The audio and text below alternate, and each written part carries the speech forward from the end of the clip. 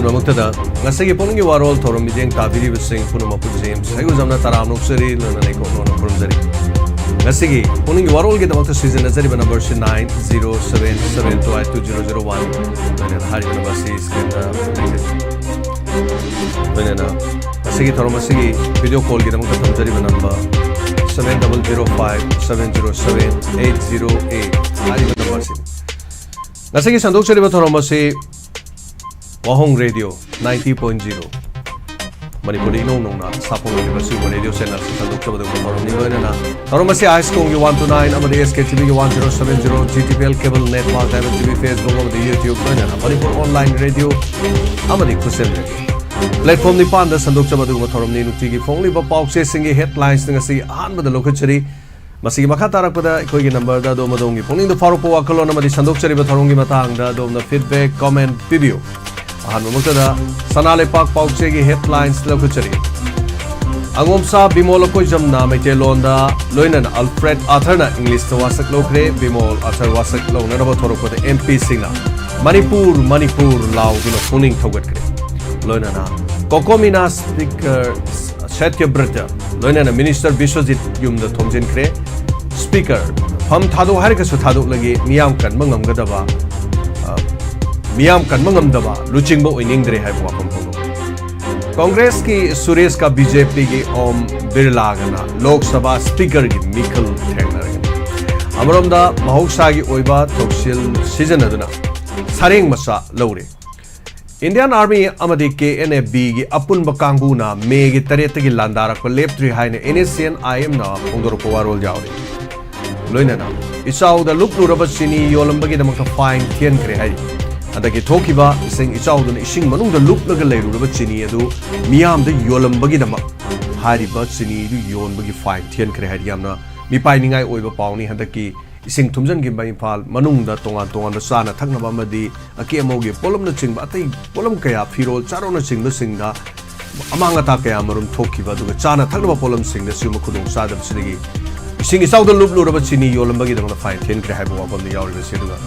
Tangdo Laitaba Purokriba Fabo Kunapa Matafabi Yaro and a concert secret. Purup Masel, Yantina Handuna Civil War took none of a silk patong, hanging on Mina Funopre. Amaronda Fly over breeze the Makada Amo Akai Hundopam on Tople. Masini Impal City Haiba Sanale Paki, Pauxisi, Maru Paudio. Mapanagi Pusilapanga La Kunlom, Nga Manghalam Bayaning the Mapondokre. Mang Kivanga Sing Pangriba Pauba Kaitel the Gi Handana Lake Higan Haina Ladian Tombina Performance Fondokre Sanale Park Pauxegi Headlines Tigi Lokachabada Midday Meal Walker Kusumal Hengatabagi Mayota Tabak Lepagi Kongzang Sangsin Bahok Dehaba Warol Kuna Pasing Pavayaro Haba Bishtupur District Mapangamera Gereli Sarkiva Loinana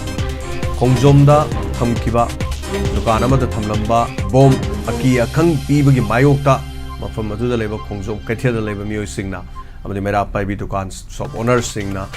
Aki Kang Pibigano Sumba, Todo Siton, Bigano, Haiba, Warol, Lena, Langak the Chayrubi Somon Tartuna, Police na Pana, Bohonarakada, Yaning de Haiba from Malay. Manipur Tokiba Todo Watoxing, Manu the Yam Toy no Tokoto, Harry Langak the Sayrubi the Mak. Pava Pasu Magit Todoka, Tokaba, Matunda, Manipur Tolibi Iranga, Simatana, Center Madi, State Langana Toriba Tongas, the paint to the social media, the Saiduna Taga Lubagidama, Kangibam Ratan Kogomio, Amabu Police no Panaba Somon, Parapabu, Yaning the Pongo Tuna, Wangu Gram Pansaki, Maira Paibi Singh, Wangu Tera Kong Gram Pansaki Apunba, Maira Paibi Apunba Tim, Amanami Pama, Pangtoki. Wangu Nauda Kong Ima Laisnara from community on the Pangtoki, Mipamadu Saruya Kivi, Luching with Sanasam Minana Haibida, Chahi Mahela Lana sailing out Luchindana, Tamba, other Kushang of Kea, Ponari, Pen the Viwa Ponka, Pondor Paduda, Soiki Bakea, Amasud Moyorum Cookie sing the social media, Lenga Kutina Tina Saidurang, Tagaliba Sidadi, Karima Tatubungam de Pagatagi Pauta de, my day singing Marakta, Lengaki Mapamda. Pen the Wapam Karapondo, Lubagama Hector Harbor Punmita Satari, Asuma Tong sing as a Yanning Day, Atumatam the Kangim Ratani Matata Tarak Liba, Shomona se Handokadavani, Karigumanam Dun of Harbor Punma, Honor Levadi, Maida Gi, Massing, the left to the Tinagani, Massing Matata State for somebody, Central Force na khun ngak pa sing pha ba punba thabak tori basi tokadabani nipam adu saru yaki ba miya maduna khangai ba ratan pha ba yaroi ma pu pha na ba tharak liba somon khuduk ta handokadabani haiba wafam kaya loina na phongdokhi Thobal Canal the sing tharak tabagi low pan ba yadabagi awaba mayok na re Padamgi headlines su MPO in a bimol amadi Alfred Wasak Lokre Lamsang the Miocha Kana Sarugadun Rally Sat Kre Manipur Civil War Toknanaba Lengal Silhana Loy Mongan Mina Fondoki Loinana Manipur Kanmangam Loy the Borabadi MLA Minister the Pam Thado Hana Kokomi Women Wing na Fondorkli Loinana CM the report Hadrabadi Thaba Namgada leader Ama Mahutsinaba Iho Hogan WMC na Fondorkli Loinana Naga Kulda operation Satanaba Torang Lekadabani Hina CNPO na Fondorkli BJP gi dag degi thorom pangthokre loina inquiry committee na cooperation pigani loina favoritism amadi corruption yaudana inquiry sachabiu na de samna Fondorkli amaromda kanglei pak gi mera gi headlines su Rahul Gandhi amadi Manipuri MP ani na Manipur da tholi birang asigi marik chumba parliament pukhat kene hana mega chandra na Fondorkli security force na khulai kya phagat pangam kre hai warol asiga loina na Miyoi amana private college amadi Zenim sa thabak tawduna leiramne haba Facebook ki warol yauri Myanmar dagi niyom kaina pusilakpa nisagi polam sing yauna miyoi kaya phagat pangam kre ising phangdabadagi Thobal district lopam kaya lo panba yadana leire haiba warol narol ge thawdangi headlines su lebak asin ahan mo ina lok sabha gi speaker Mikhal Thengnagadori loinana Kokomi gi women wing ima minister ima sin minister Biswajit amadi speaker gi yumda thomjin kre haiba warol Maram dong aksan anu honoriba kungak kusing pajan bayar hoiba tonga tongan pom desat kiba adumba khongjang nupi masama kalore phaduna puramba mioi lokap yokre haiba warolama yaure loinana pali balenga asi sindopa pamle haiba do handa chemical asina takle haina falap na phongdok kibi warol yaure khongjong ketel da bom thamjilamba yaning da phongdok da protest to kai ba photo kona na phongli puari ga no uba pandu bama oina Manipur da sareng masa mai para putok le haiba warol sigaloina na pona phongi headlines su Central Force thamjilapa yaroi khunga pa phaba yaroi haiba mapong kya da rally chatkre Kokomi gi women wing na Biswajit amadi September thagi yumda thomjin kre loina na railway platform da leiri bahara tubu matam da lokthong na honari haina department na Fondorkli food safety ek khongau naram banupa ani fine thian kre loina na military na santi purapung amloi Manipur kahendana political solution warasin purtuna thodang logani haina falap Sen Gupta na wapam si Fondokre aroiba pause hoya lampau gi headlines da Dr. Bimol Mitolo na wasak loki loina na Alfred na lebak singha na bagi da Manipur da justice puro haidana haiki Manipur gi chief minister di Mikhal Girija law thoko na mitor resign torma yabani haina pi Sen Gupta na Fondok warol yauri coming operation amadi khunga pa pha bagi mayok ta pi sing khongjang leptri Lok Sabha gi speaker kanano oigedauri Thengnagadol Mikhal Singh matungda khangani Rahul Gandhi Lok Sabha gi opposition leader oina khankre trial court pe kiba bail order Delhi High Court na sanhan kidra matungda Arvind Kejriwal CBI na amuk pakre nomai kapsin ni sagi yumai thadok tuna tangai olon khraba tanthor ki bunamit adun singobda tu chumi thawato na phungdorok pawaro yauri masini nungti gi phongleba paukse singi headlines kra lokachaba loinana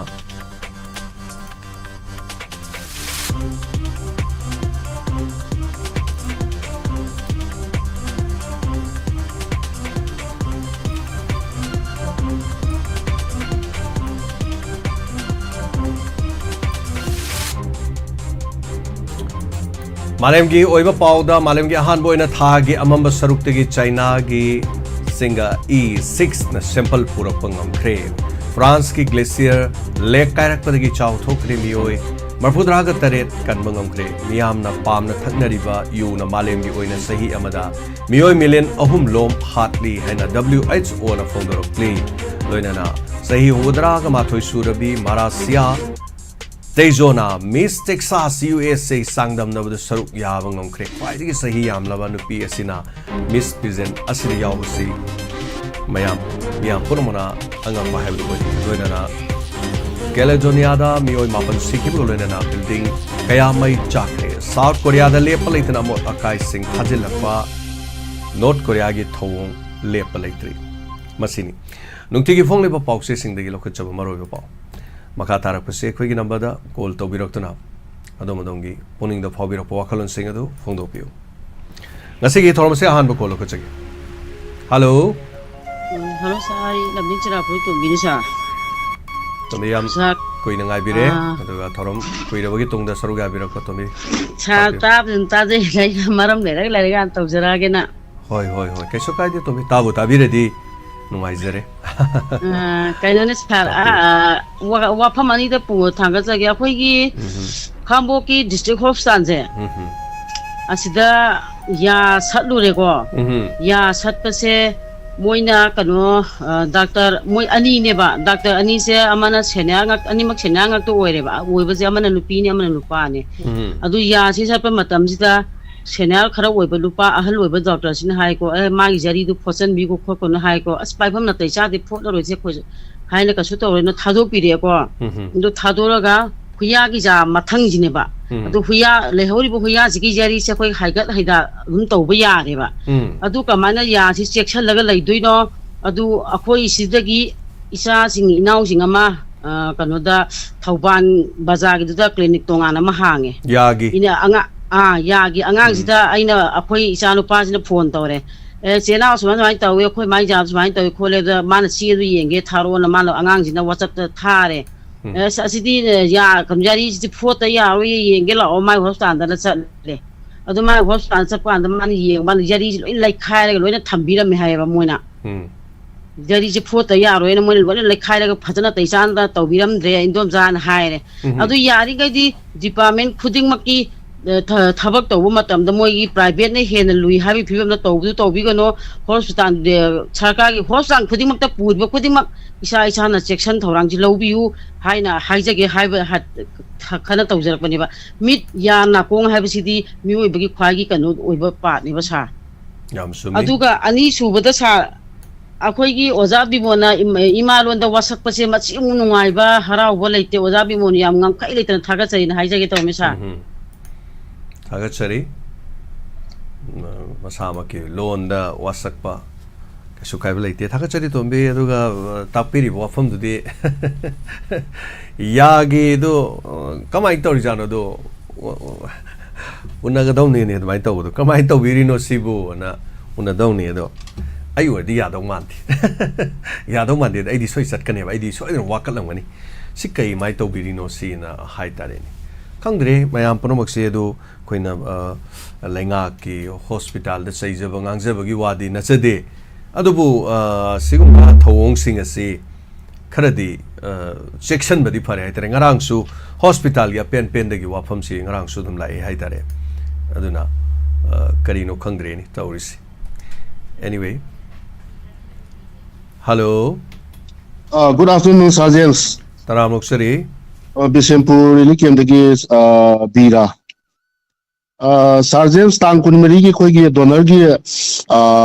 function tawgibudu adumati yengu yam ngai je haitare khoi gi ima gumlaba ima gi lenga guma ipa gi lenga guma yam yawe na habudi dum yawe ima gi lenga sing yam yawdo yamna nungsi jaba haitare ima gi lenga oba sing duna khoi gi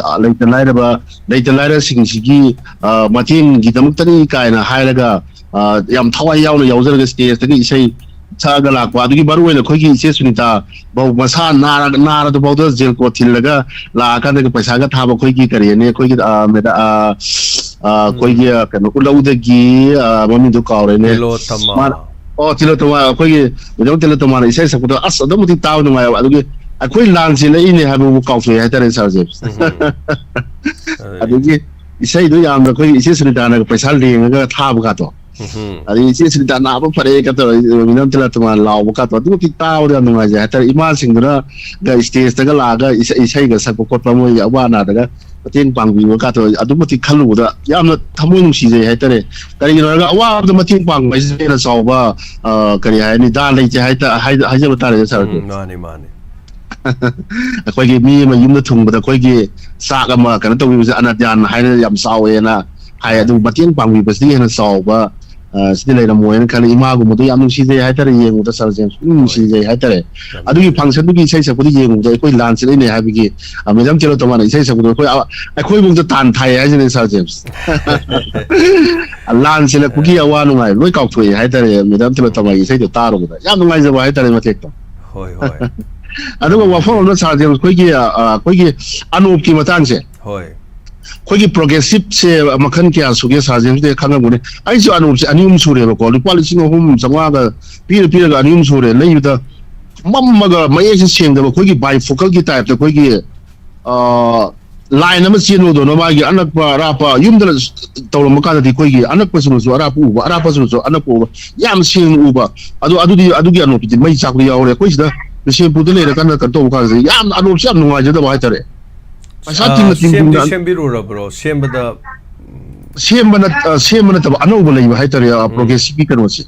ममन सु याम तांगे मागी blue कस ओइबा अदुगा याम नुंगाइ तब येंबदा मागी bifocal की type दा मयाइ अदु मिट ओलगा तौरी नत्रो हाइबदी ओलगा होय मिट सु येंगा मागी प्रिस्क्रिप्शन दो तौरगा कनो तौबनेबो अदु याम नुंगाइ तब हाइबा तारे मागी अनौब से करी सोइना प्रोग्रेसिव ती मागी मखन से क्या सुबजानो साजे साइ मथां से कितंग हाइबिनो प्रोग्रेसिव अदु गिदि थोदोपा इंखंग मदे लाइते मरो लमदोय गिदि नतबनिना अदुबो यस प्रोग्रेसिव हाइबसे लाई प्रोग्रेसिव से करिनो हारगदि असेंगबदि महौसा आइगी सिसु दुम प्रोग्रेसिव नेबको अदु प्रोग्रेसिव से करिनो हारगदि अखोइगी सिदैदा मखादा अखोइगी मेसेज कुंबा पाबा नत्र लारिक पाबा मतमदा उदबदो अदु उदबदो मदु खुइसदैदा मखादा म लेंस म हापिदेना लेंस म हापसे लेंस की मखादु की दाग तो उबीब्रो ओजागी दो आइदी मखादा लारिक येंबगी मसा म हापदो मदु अदु हापते हापतना प्लेन ओइबा नत्रो प्लेन ओइबदुनेबा प्लेन ओइबदुने अदु मोइगी प्रोग्रेसिव से अदु ओइदोइनेबा अदु ngसाइगी प्लेन ओइदबदो हाइदी मित्तु थक यें कांदा कोइना हावाय खोइना ngangoingeda ओजा सिंग स्कूल की ओजा सिंगना मतकना लेंस म ओर मखादा म स्माइ क्वेश्चन बदो अदु मखादा म क्वेश्चन बदो सिनरी बदु बाइ फुगल कुमाले बदु मोइगी येंबगी कैसो कायदे अनी चप माने मानबदी हजे मोई प्रोग्रेसिव ओइबसिनने प्लेन ओहनग्रकांदा अखोई मखादा येंबगी सीजे उदबनेबा मदु हापदु करी हाइतरे मयामना याम अहन ओइबा मी याम माले गान हजिकति नहासिंगजे कोइ करी हाइतरे ममिते दुमाइना कइनो माइ समाइ हापचलिजो असि हापदि अहल ओइबा मालेना याम सेंगना हाइदे एगिजो हापेबा आइसे हापिजो उदेदनको अदु हजिकति सौखलकपनिना मसी दुम तवे अदो ओजा यो मिट की दी तसेंगना हारगदि येंबिरिबा नत्रगा येंगदौरिबा मिदुना अदोमदा हंगकपा मतमदा अदोमना सु पाखुम चुमना पीबा अदुगा मदुगी मतुंगिना लेपी तसेंगना हारगदि कंप्यूटरना अमखतंग येंगागा मागी सी कंप्यूटरना एमआई सी पॉइंट सिंगे लेरे हाइबम लेरनी अदु माना अमुग येंगा मदु हापगा मागी मचा मचा लेंस हापिदुगा करम मोंग सि चानागे हाइबदुदा वहांग अमा हंगकनी माना हंगबदुदा खोइसु नुंगदि नुंगाइरबोय निंगबनेबा मेछि तक तक हापसल खोइसु खोइसु तवेबा तक हाब ए सेंगबोय निंगदना सेंगे हाइदोरगा होरेन युम योरगदि को ngauduna sengdab su dum yaw yaragadi khara ani ahum lakai su dum yeng basi phai haitare du kupna yeng bam sange duga mid yeng biribagi makha su pole dugo pakhum khunggodori ba na badi makha su pole haitare ne ado hojega ojab bira hojik lai biriba photo man han tharak podo asigi photo tharaga isan tungda leise kanano आई सन P की बचाने कोई सी लो कोई party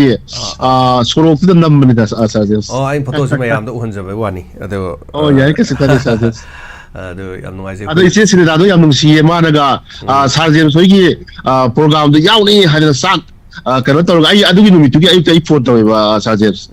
अस बिरा आई सतुइने साक योम साक कनो तौरी सा कनो तो साजेस सोइगी कनो सतुइने फंक्शन यावदुइने का तौरगा जेल को थिलगा बागी कंट्रोल गना चिंगपीबा चिरगा दुमदि थवाई यावसे कनागी मपानदगी नो हादि इंस्पेक्टर ते अमसु पुंगी वारोल सिंसिना अखोइगी कसिन कोयाद लैबा कोइ थेंगदब उदब मयाम दो पुनबदोगी नुमाइबगी महाउदो कनो दुने बेसे सुदाना मदु पामजबदो आइजु याम पामदेबा मयाम पुनबदो कोइ दिन नमजरो दबदना याम नुसी जबा हाइता इमागु मयाम दुना कनागी कनो लुसिंग पुरेनगी मखादनो हाइता साजेम्स की क्रेडिट ओइदोइनेबा आई खोइ सेना हारगदि पागलबा इपाम द खोइगी नोमेलुसिटी इपाम द हिगी हिमाइ सुनि से कनानो आदि साजेम्स ओइदोइनेबा साजेम थागचरी यानो आजे जबिरा सरोगा बिरक्पा असिगी दमुत सु थागचरी दुगा तमसिगी मखा कॉलर दमु खुदोंग साबा पिजरी सरोगा बियो फुंगदोपियो दमदमसु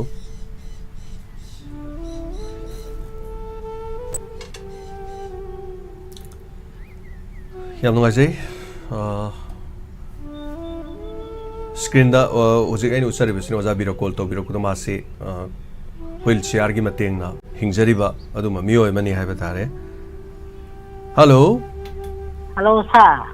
Taram nuksari.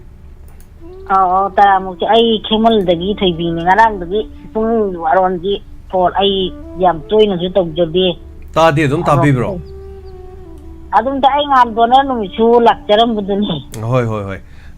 Lakpo budi la so ina thorom se dum tari bra phone yada bai taru dra bra khanjari bane so. Adum ta dei sar da khoi yam ngan lakje ba sar na pung tara dagi khoi mai tei gi mi jing ge pung kano tawbudi kan tawdabani na da kai den di khok tagi ima amaga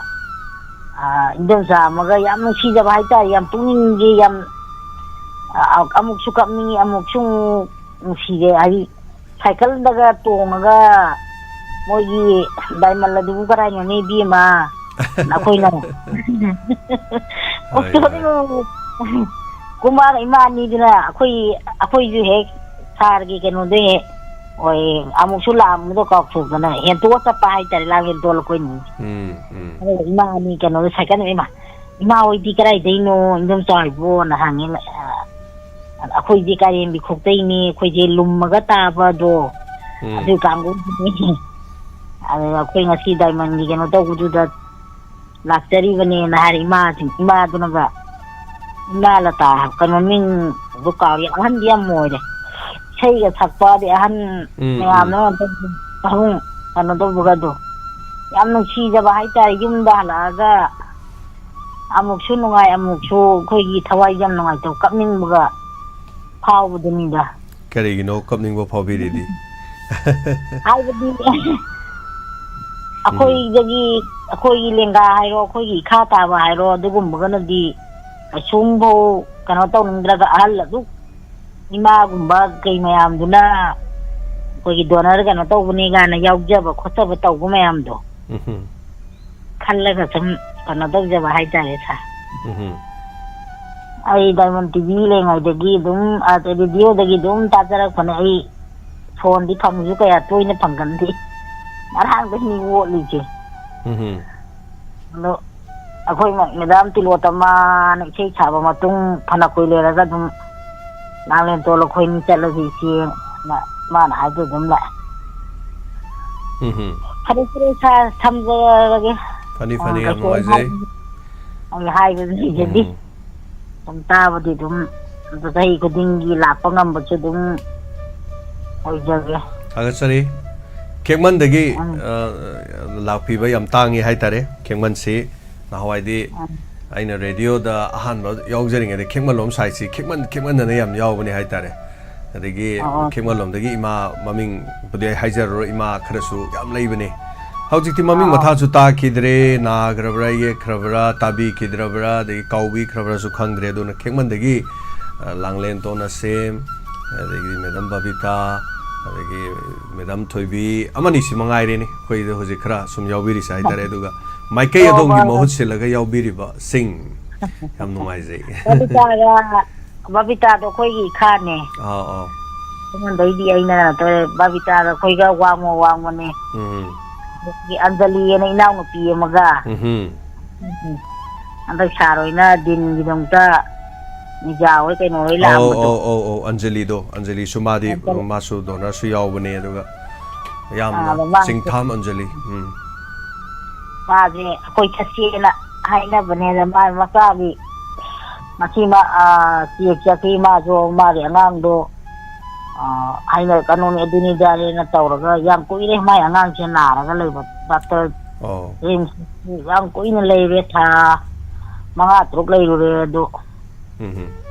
ma khong angang bera taw kadra na tawraga si ki bani naw ti hoi ngai wa raga nam ngai sare madam saruga birakpa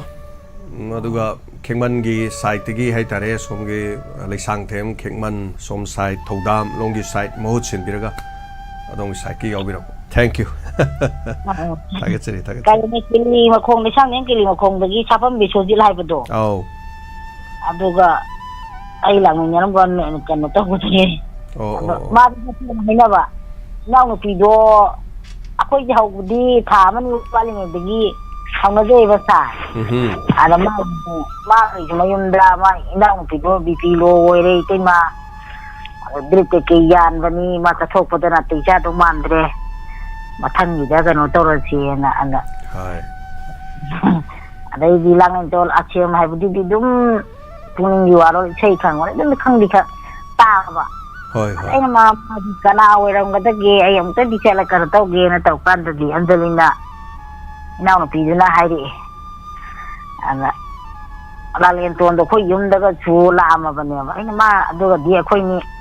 ma na khengman gi moi gi kano di dang ngai le ram ne se ok to halak pa da budi khoi gi moi matai do ada kaching jakhi do ga bi manga da ga hamin ra di na to ma to na se pare saya na ngai je do ga amuk su ai ni ma gi ra tau bu do hoi mamang da tau ba donor ga dagi andaki tau ga sayam to pida hai di hanagi na ko gi platform ka da bagi han ke ima oi ba di chiga no jing di sei sak pa di kano tau di ba telen je adu han ta di amna ko gi telen lai bai ta le ri ba donor ne sum haira ka doini sum toro haira ka doini ai ta yam nungai jare madam thoi thank you so much mathang ko loko chage ko yam lai khoi mathang kana na kari haiba tamin siko yam nungai jare saruga birakpa ana call to ba singna koi gi smaina call to ringe da call to samna chatloi smaina thamam dai se call chat kane ba stege duga thamam dai thamdring gi tu kullak tu khingan biu kullak tu khinga kan da soi chat kane ba kana uma khar de khoi da waro re donor yaw ba kangku khakta gi phone pai ra bra gan pangai thai jalak pasu yaw re ana puning son ba wa sai bi ra kanu po jo le ba mina po lei ba lak pa da saudam nate ana trane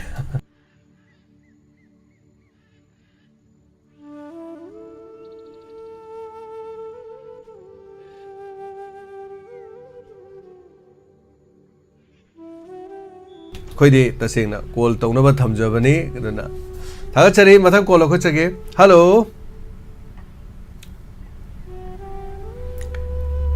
से Sunita ताबिरो bro से सुनीता से तादबा मालेनी ओ हाबियो इचे याम नुंगाई पागिना हमु lakpado isena ahanba ni hendak lakpado adu siang wana pangtho iko mayam angang isel ahumdo yengbada humanga orota yam nungai lakpada adu kogi puspa ne bida ne aigi champu pula pire eba adu gi khuaw dudi kaidoruni yam hawi sini thaktre su ko adu gi mahaw se yam hawi sen sakra ju pore eba ai pung sa ju sabane adigi koi phien ju phangdam ai je pathare ba adigi ai guli mayam duga adai pi aina pirotama visit kadai lege anang to tholong nang isai ju yang wali ise jam pathare chak ta cha ge har cha ye ba ko ado ka wunga mo yam hawi pan pa jang wai chien badu ubada dubu PSU yang fajana pakto yang yeng nungai ngakdang pothabam dusu koigi TV skin gumba mada koi fajana yangali adagi lakpham yang fajan chinlida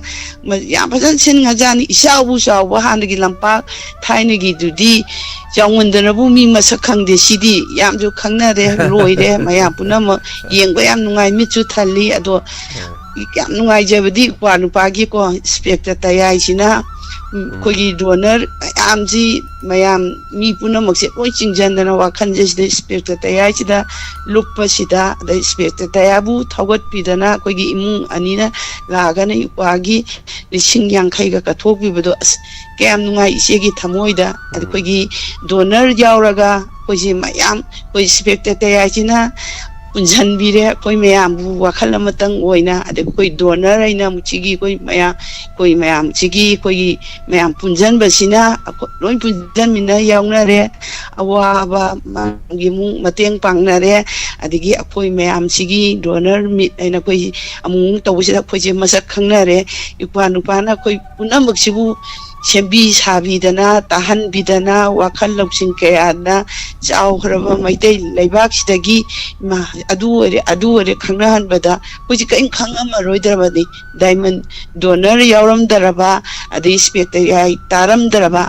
mayam laktan oi khangnaba base ikwa nupa gi yam chawo mahai mapok khudingi ikwa nupa se afabada woi oina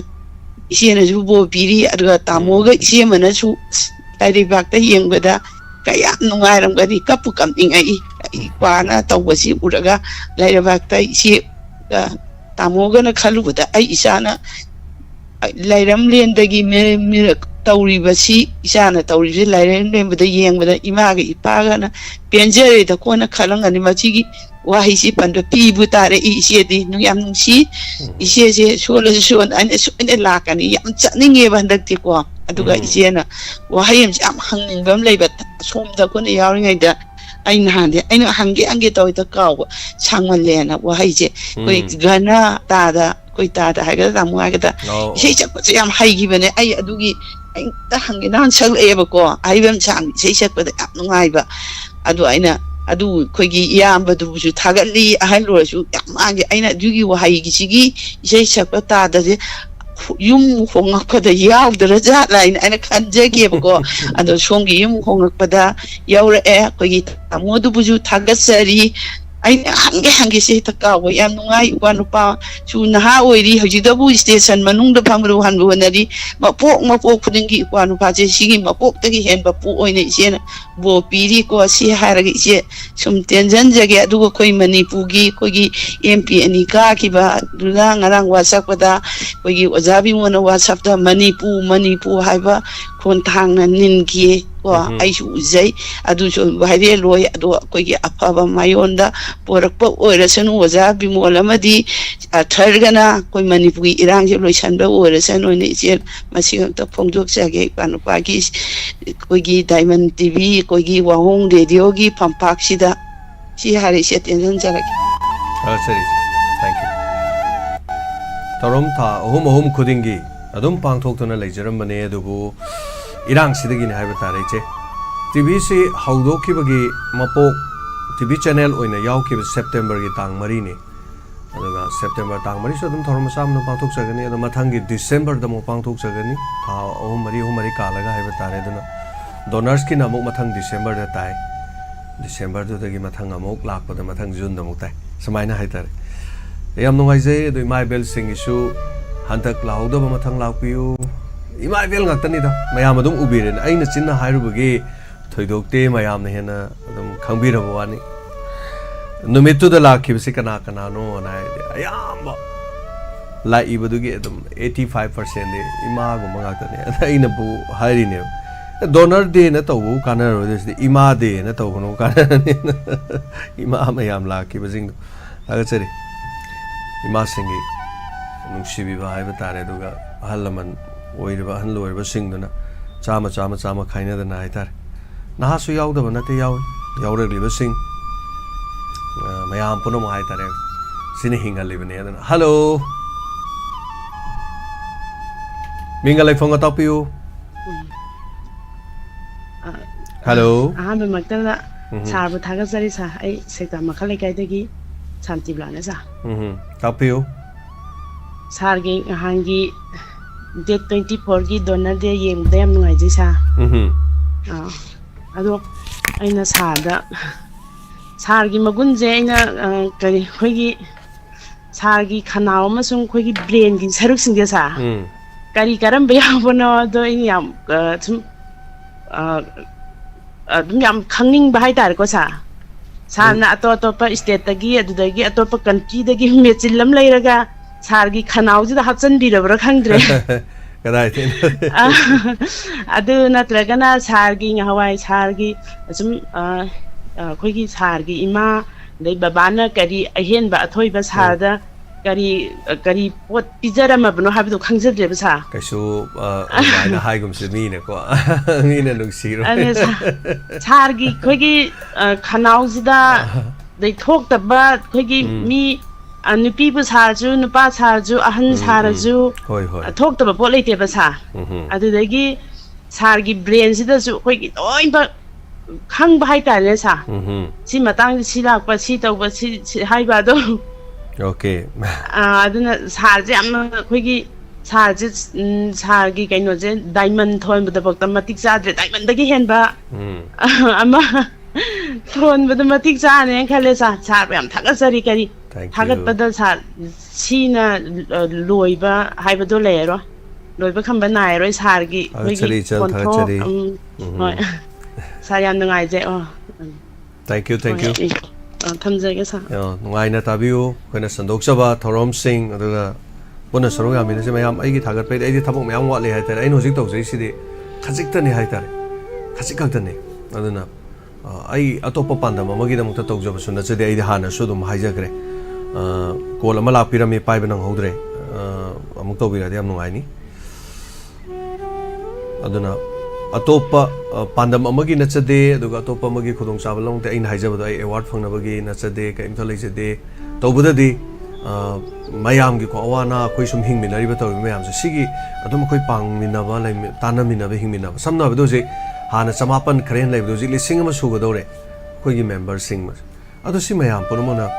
ekoi bu thajabi bai ne ekoi khakta nate manipur da toba topa humanity service mayam lai 360 lai 360 jo angang ama anabagi nongma hairam bado ma sel khai bada lupa la ma taru ko khai ai yam thagal le moi atei atei gi adu tawre da tawre adu tawbudo aina yaning ba yaning da ai kaim leite ko aina hek nungai jaba hai taradi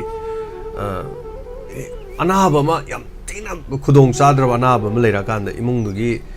phibam du leijada ba yam kana kana to kan adu mudaga mateng pangbi ai di adai du na khare hena smile hoi khoi lanje na bagi atei atei gi tawri ko sisu sina to ngal ba mani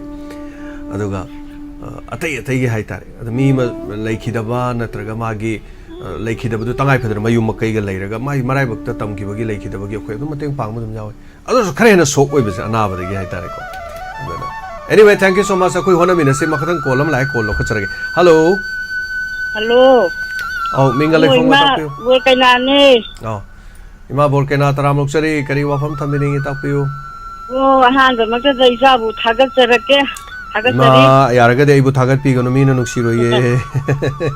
matang sida di thagat pham leite khadi yare ima thagat chari do don penjarage do makha do habiyo isa gi mapan da gi ne tahi humda soiba ima je jagi khana tamgan mathakta thangal ti dena sai sakta ba phangja ba se masimu nungai ba leijade dena popagi mahai yale thagasari thagasari lamba phangye na imana khandana halau jadana thagali bani aduna ne hoi hoi jagi mapandagi udaba khangaba loina mag ure ahan ita tamubi legi panipa chandra singh isa nupi tilotama isa nupi nandini adagi maming di taraga ima hoina khangbo khangja driba madam lerani moi ga ru uzaba phangjabado isagi mapandagi ne kanagi mapandagi sunati e aduna isa taw khudingda mai pakpada oyu ikha thadaba oyu ana imana su ya thoma gon bijari aduga isana phatrabadi imama yam thoglai imaza mi halu jari kalam thoglo oine ana isana phabalina aphabagi thabak torapanina ima ja mi kanje haibada isagi tungda lepi ba imama yam han tawriba taisu pailaga lakpa yaw ama tawba yaw yam ngai jei mana ma ne kasaba phangjari baje ai tase na noi babung dane ai jaluge ai narakani khandi yeglakani khandi ai kitang ngaminga hira jaluge na hade ho jalu so indawdana ma je la ibane ko ai am jalingi ja ahing tumba yaje masih satning bagi khan bada o aduna man si haljan ngan thagal ba budi mayam tu pang thagal jadi ka thagal sari ma yam thagal gum se na do ima yo se laye mafam mi na sum yam ka hane yeng jan ki si ma ai ge soi bang ta thile di mi na hayeng khuba khong ne na pakat le ai tari ma aduna ni aina yam tatana haijere de ma te gina te ma mi yo se adum mayam gi smaina mang tharaga changak pa to thobak se adum arai bo ide ma mi yo bani na mi yo ba se soi ba masani soirap ko matam da ko mina khoba khuni aduni ma thabak yamna tawjaki ge maroina aina thabak tawjage ai se ai lambi koila thage adagi di mi gi mai gu makai sage ai sana lupa mayam lepsan ge aduga ai ꯑꯔꯥꯟꯕ ꯊꯕꯛ ꯍꯥꯏꯇꯥꯔꯦꯀꯣ ꯑꯗꯨ ꯇꯧꯒꯦ ꯍꯥꯏꯕ ꯅꯠꯇꯦꯕ ꯏꯃꯥ ꯊꯕꯛ ꯌꯥꯝ ꯃꯥꯏ ꯄꯥꯛꯆꯈꯤꯒꯦ ꯃꯔꯨꯑꯣꯏꯅ ꯔꯦꯗꯤꯑꯣ ꯑꯃ ꯇꯧꯖꯔꯤꯁꯦ ꯔꯦꯗꯤꯑꯣꯁꯤꯒꯤ ꯑꯃꯨꯛꯇꯪ ꯃꯥꯏ ꯄꯥꯛꯍꯟꯖꯈꯤꯒꯦ ꯃꯐꯝ ꯑꯃ ꯆꯥꯅ ꯑꯃꯨꯛꯇ ꯍꯣꯠꯅꯖꯈꯤꯒꯦ ꯑꯗꯨꯒ ꯍꯧꯖꯤꯛ ꯇꯧꯖꯔꯤꯕ ꯆꯦꯅꯦꯜꯁꯦ ꯁꯤꯗꯒꯤ ꯑꯃꯨꯛ ꯈꯔ ꯍꯦꯟꯒꯠꯅ ꯃꯌꯥꯝꯒꯤ ꯊꯧꯒꯜ ꯇꯧꯕ ꯉꯝꯕ ꯑꯣꯏꯖꯒꯦ ꯋꯥꯈꯜꯂꯣꯟ ꯃꯥꯟꯅꯕ ꯏꯆꯥ ꯏꯅꯥꯎ ꯃꯌꯥꯝ ꯑꯃ ꯄꯨꯟꯁꯤꯜꯂꯒ ꯍꯥꯏꯇꯥꯔꯦ ꯃꯌꯥꯝ ꯑꯗꯨꯝ ꯎꯕꯤꯔꯝꯒꯅꯤ ꯅꯍꯥꯟ ꯊꯕꯛ ꯇꯧꯕꯗ ꯑꯩꯒꯤ ꯏꯆꯥ ꯏꯅꯥꯎꯁꯤꯡꯅ ꯋꯥꯕ ꯃꯃꯥꯏꯐꯥꯎ ꯇꯥꯕ ꯁꯪꯕ ꯅꯠꯇꯦꯕ ꯑꯗꯨꯅ ꯕꯤꯂꯥ ꯃꯥꯏꯕꯝꯅ ꯑꯃꯨꯛ ꯊꯤ ꯍꯥꯏꯒꯠꯂꯛꯏꯕꯅꯤꯗꯣ ꯑꯗꯒꯤ ꯃꯥꯏꯗꯣ ꯉꯁꯥꯏꯒꯤ ꯃꯥꯏ ꯇꯥꯕꯧ ꯅꯪꯗꯦ ꯍꯥꯏꯇꯥꯔꯦ ꯑꯩꯈꯣꯏ ꯁ꯭ꯇꯥꯐꯁꯤꯡꯅ ꯍꯥꯡꯉꯩ ꯂꯣꯏ ꯐꯖꯩ ꯑꯁ ꯑꯗꯨ ꯅꯨꯃꯤꯠꯇꯨ ꯌꯥꯝ ꯊꯤ ꯍꯥꯏꯔꯛꯏꯅꯤ ꯑꯗꯨ ꯆꯨꯝꯃꯦ ꯀꯩꯁꯨ ꯀꯥꯏꯗꯦꯕꯀꯣ ꯃꯥ ꯍꯥꯏꯗꯣ ꯑꯗꯣ ꯃꯥꯏ ꯇꯥꯕ ꯅꯪꯗꯦ ꯅꯨꯃꯤꯠꯇꯨꯁꯨ ꯑꯩꯈꯣꯏꯁꯦ ꯍꯥꯏꯇꯥꯔꯦ ꯁꯤꯗꯩꯗ ꯃꯌꯥꯝꯒꯤ ꯍꯣꯠꯅꯕꯗꯣ ꯀꯣꯏꯂꯥꯎ ꯂꯥꯎꯕ ꯑꯩꯈꯣꯏ ꯆꯦꯟꯕ ꯍꯣꯠꯅꯕꯗꯅꯦ ꯑꯋꯥꯕ ꯑꯃ ꯑꯣꯏꯌꯦꯕꯀꯣ ꯑꯗꯨꯅ ꯏꯃꯥ ꯊꯥꯒꯠꯆꯔꯤ ꯁꯤꯗꯤ ꯀꯩꯁꯨ ꯅꯠꯇꯦ ꯑꯗꯨꯅ ꯁꯤꯗꯩꯗ ꯑꯩꯕꯨ ꯌꯧꯅ ꯁꯣꯔꯒ ꯌꯧꯅ ꯊꯥꯡꯒꯠꯄꯤꯔꯗꯤ ꯏꯃꯥ ꯑꯩ ꯃꯈꯥ ꯇꯥꯔꯛꯄꯗ ꯇꯦꯛꯀꯅꯦꯕ ꯏꯃꯥ ꯑꯗꯨꯅ ꯌꯥꯝ ꯀꯟꯅ ꯊꯥꯡꯒꯠꯂꯛꯏꯒꯨꯝꯁꯦ ꯁ꯭ꯋꯥꯏꯗ ꯁꯨꯝ ꯂꯩꯖꯒꯦ ꯁ꯭ꯋꯥꯏꯗ ꯁꯨꯝ ꯑꯅꯛꯄꯗꯀꯣ ꯊꯥꯒꯠꯆꯔꯤ ꯏꯃꯥ ꯊꯦꯡꯛ ꯌꯨ ꯁꯣ ꯃꯆ ꯃꯌꯥꯝꯅꯁꯨꯅꯦ ꯄꯨꯛꯅꯤꯡ ꯋꯥꯔꯣꯜ ꯇꯥꯔꯤꯕꯁꯤ ꯃꯤ ꯃꯈꯜ ꯌꯥꯝꯃꯤꯗꯣ ꯃꯣꯏ ꯃꯃꯥ ꯃꯆꯥ ꯃꯌꯥꯝ ꯊꯣꯛꯂꯛꯑꯅꯤ ꯃꯥ ꯑꯗꯨꯝ ꯊꯥꯒꯠꯂꯛꯑꯦꯅ ꯑꯗꯨꯝ ꯍꯥꯏꯔꯝꯗꯣꯏꯅꯤ ꯃꯔꯝꯗꯤ ꯃꯤꯒꯤꯅꯦ ꯀꯔꯤ ꯀꯅꯥꯅ ꯀꯔꯤ ꯈꯜꯂꯤ ꯀꯅꯥ ꯀꯔꯤ ꯍꯥꯏꯔꯤ ꯑꯩ ꯈꯔ ꯑꯗꯨꯝ ꯎꯕ ꯉꯝꯖꯩꯌꯦꯕ ꯑꯗꯨꯅꯅꯦ ꯃꯤꯅ ꯅꯨꯡꯉꯥꯏꯈꯤꯔꯣꯏꯁꯦ ꯈꯟꯕꯗ ꯌꯥꯝ ꯋꯥꯏ ꯍꯥꯏꯇꯥꯔꯦ ꯑꯩꯒꯤ ꯆꯥꯗꯕ ꯑꯩ ꯈꯟꯗꯦꯕ ꯑꯩꯗꯤ ꯃꯤ ꯆꯥꯈꯤꯔꯣꯏꯒꯤ ꯌꯥꯝ ꯋꯥꯖꯕꯅꯦ ꯑꯗꯨꯅ ꯁꯤꯗꯩꯗ ꯑꯩꯅ ꯑꯐꯕ ꯁꯥꯕꯒꯤ ꯋꯥꯁꯨ ꯂꯩꯇꯦꯕ ꯅꯍꯥꯟꯃꯛꯇꯗ ꯊꯧꯔꯝ ꯊꯣꯛꯏꯗꯣ ꯁꯤꯗ ꯇꯧꯔꯤꯗꯣ ꯑꯗꯣ ꯑꯩ ꯆꯥꯛ ꯄꯨꯈꯝ ꯑꯃ ꯊꯥꯡꯇꯣꯛ ꯑꯩ ꯀꯤꯠ ꯅꯝꯃ ꯑꯩ ꯆꯥ ꯉꯝꯗꯦꯕ ꯑꯩ ꯁꯨꯞꯅꯇꯒꯤ ꯁꯨꯃꯥꯏꯅ ꯇꯦꯡꯀꯣꯠ ꯃꯆꯥ ꯑꯃꯗ ꯑꯩ ꯆꯥꯛ ꯈꯤꯇꯪ ꯇꯧꯔ ꯇꯛ ꯆꯥꯁꯤꯜꯂꯦꯕ ꯑꯗꯨ ꯋꯥꯔꯛꯄꯅꯤꯅ ꯑꯃꯨꯛ ꯀꯣꯐꯤꯒꯨꯝꯕ ꯑꯃ ꯊꯛꯏ ꯑꯗꯒꯤꯗꯤ ꯏꯃꯥ ꯃꯥꯏꯄꯥꯛꯄꯤꯅ ꯄꯨꯔꯛꯄꯗꯣ ꯃꯥꯏ ꯎꯇꯤ ꯈꯔꯒ ꯆꯥꯛ ꯌꯥꯎꯗꯕꯤꯗ ꯍꯥꯏꯇꯥꯔꯦ ꯄꯀꯣꯔꯥꯗꯣ ꯑꯗꯨ ꯄꯀꯣꯔꯥ ꯑꯅꯤꯒ उती खितंग चाहेबा अदे मु कंखलेबको मयाम चादबसु यावरे अदुने मुसि पुरप खेसी मयाम येने येने चाबदो क्या नुंगाइग्रे अदुनेबा थागचरी मयाम वारो बिवादे पुनि वारो ताबिरि बसिंग मयाम फीडबैक खरा लाकनी नहान गी थौरमदुगी हाइतारे अदुना मथंगी कॉलर मु लोखचगे हेलो हेलो मिंगले फोंगा हैबियो यारपो पिता तेगी नाउ भी कवे पानी कइदो थारे केना तौजरपनी के याम फजकरे पानी हांगी तो ngarang timadi fazana namme haude nambo phangdre to ngasi di nammage do na haude nammi me da siam nungai gere ahlaman mayam diguna tawbado hi di am de lakning bane to hi na ru bugi phibam sima khakai baduna lak pasing amdre adu mathang de soidane yawani na du hai ke tawbani adagi di ngarangi kai du inspector tayai ju to na phajagre thong thin badu si de ta ki bana thak thak ni khre du ni ai yam na ingon da yam thok ki ai ta thok yam thil ki ai ta re ko hoi hoi ki ni ge thak ni e dai to yam phajai adagi di gamai na ma kai to bada tam phali sai yam ta san ji hai bado adu do ai ju ai jo ge ta ho ni tao phải xây dựng sân đi rồi nó hay ông cái cảm ấy support tao rồi cái nó mà tăng trả thì tao cái này cái gì cũng ai check cái nông tao hay check cái bọc ahal zingdo isie na yam sija bahai tare mathangi tau buda dine ko ado isie se yam na kai to bu yam ju siram sa da nu jinja bani je je ka nam ta lai je bana te lo ahal zingdo isie na kai no mak futon kha ji tam ke tau bane to ya ga dra ba Udon tambadi ya stage da tambadi ya roi.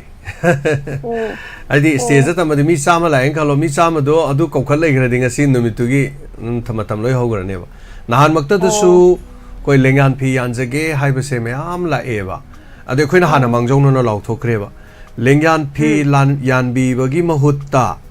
ai khoi gi thoram du da lupa sama tong pangjare haiba du na khoi di he na phai ba. Maram di lengan phi ya na bo hona bu do lengan phi du da matam du loi lau ba hai tare. Aduna lengan phi ama ta yalandabane aduna maduma khaktang leire aduga hoi lengan phi je ta sengmadi madam nandini ga aduga koigi chekunjarani ga moni se tha khudingi dum lupa lising tra kun adum piraga leiba adum tha khudingi oina sum taw leiba adu ai khoina sunga si phawbada kaigum amta su tamangam da hai tare aida dumaina sum khallaga leiba timing tanjani adubo aina khalle tamasu atopa matam amta tamge adu mayam pullingai du da su Madam Nandini su uning ba yarum gani aduga koigi iche kunjani su uning ba yarum gani adu khakta nate mateng pangbi badi yam chong pang ba leri ma saro hoy ate madam saro bala hoy available oi de dana lak tabani na hai tare amo samsa gi yumda degi lapna laikhiba khokhiba atai me am so leri simanga pangbi ba tara pangbi ba ko kholor di kana ko ko to no pik thanna ko khut ni baduna yam aduna punamakse subsan jara kanda adumaina haitar ima singi hayeng mateng pangbi ken hairusune ima singduna phamming da adomna khawm de putho piragane kari haiduino kabok amamam pige suyai laphoi amam pige suyai ising amamam pige su phamming du da loina thungna ba pige kiba masima haitare den han aigi plan ma soi gibam leire kaino hai kan khoi camera si da so ina hai ho da ba haitare camera se khoi loina stage da leiba camera ma khatang leithoga amumuk khoi babok tu ulak pasi mayam ne yam pamna ba haitare yam ut khidre madu kharagadi ule mathang da di khara yam su unaba tawjage experience ni thabak tawro kan da khange handaki asoibadu mathang da soidana bo hona doine mathang handaki wal hobodo mathang ida khare hena hapchaga doini aduga ningan na biba yade adu mayam na su suggestion tawbiyo dum channa ba yabadum channa se aduga lengan na tabako khudot pibagi di adom na lengan jan ger su phamming ai du da adom na loina thungna ba lengan jala su kem kai de yam changi de ko lengan na tapiu makha de habiu adegi dina nahan tang 21 do au adai de pung mari ma khai mari ga minute kai tare 50 do ai de chena paisa khati kap jagi bane bako madu kain ta kai ba leite adu ai 50 pung ama du du tawai mahu to go screenshot tu dak lauraga thok thabiro aduga screenshot tu lohogdraga na si hujik haibiri ba sumaina message ama khaktang ibiro ba maramdi paisa kapak pado ai kana kap ino kana kap tu no ai adu ma da yeng ba singam jadre kari gino hai ka da ai gi phone sida paisa kap ai singa sagi donor mi chamapan leibani na ne ngahak lerga mana samatang kapakan ngale mana samatang kapang ngale mana samatang kapakani na ai kana gi kap ino na hang da no khotana de kolom pa yeng ba singam dre adu no maram ora kanda kapi ki ba singna smaina tak kana taroga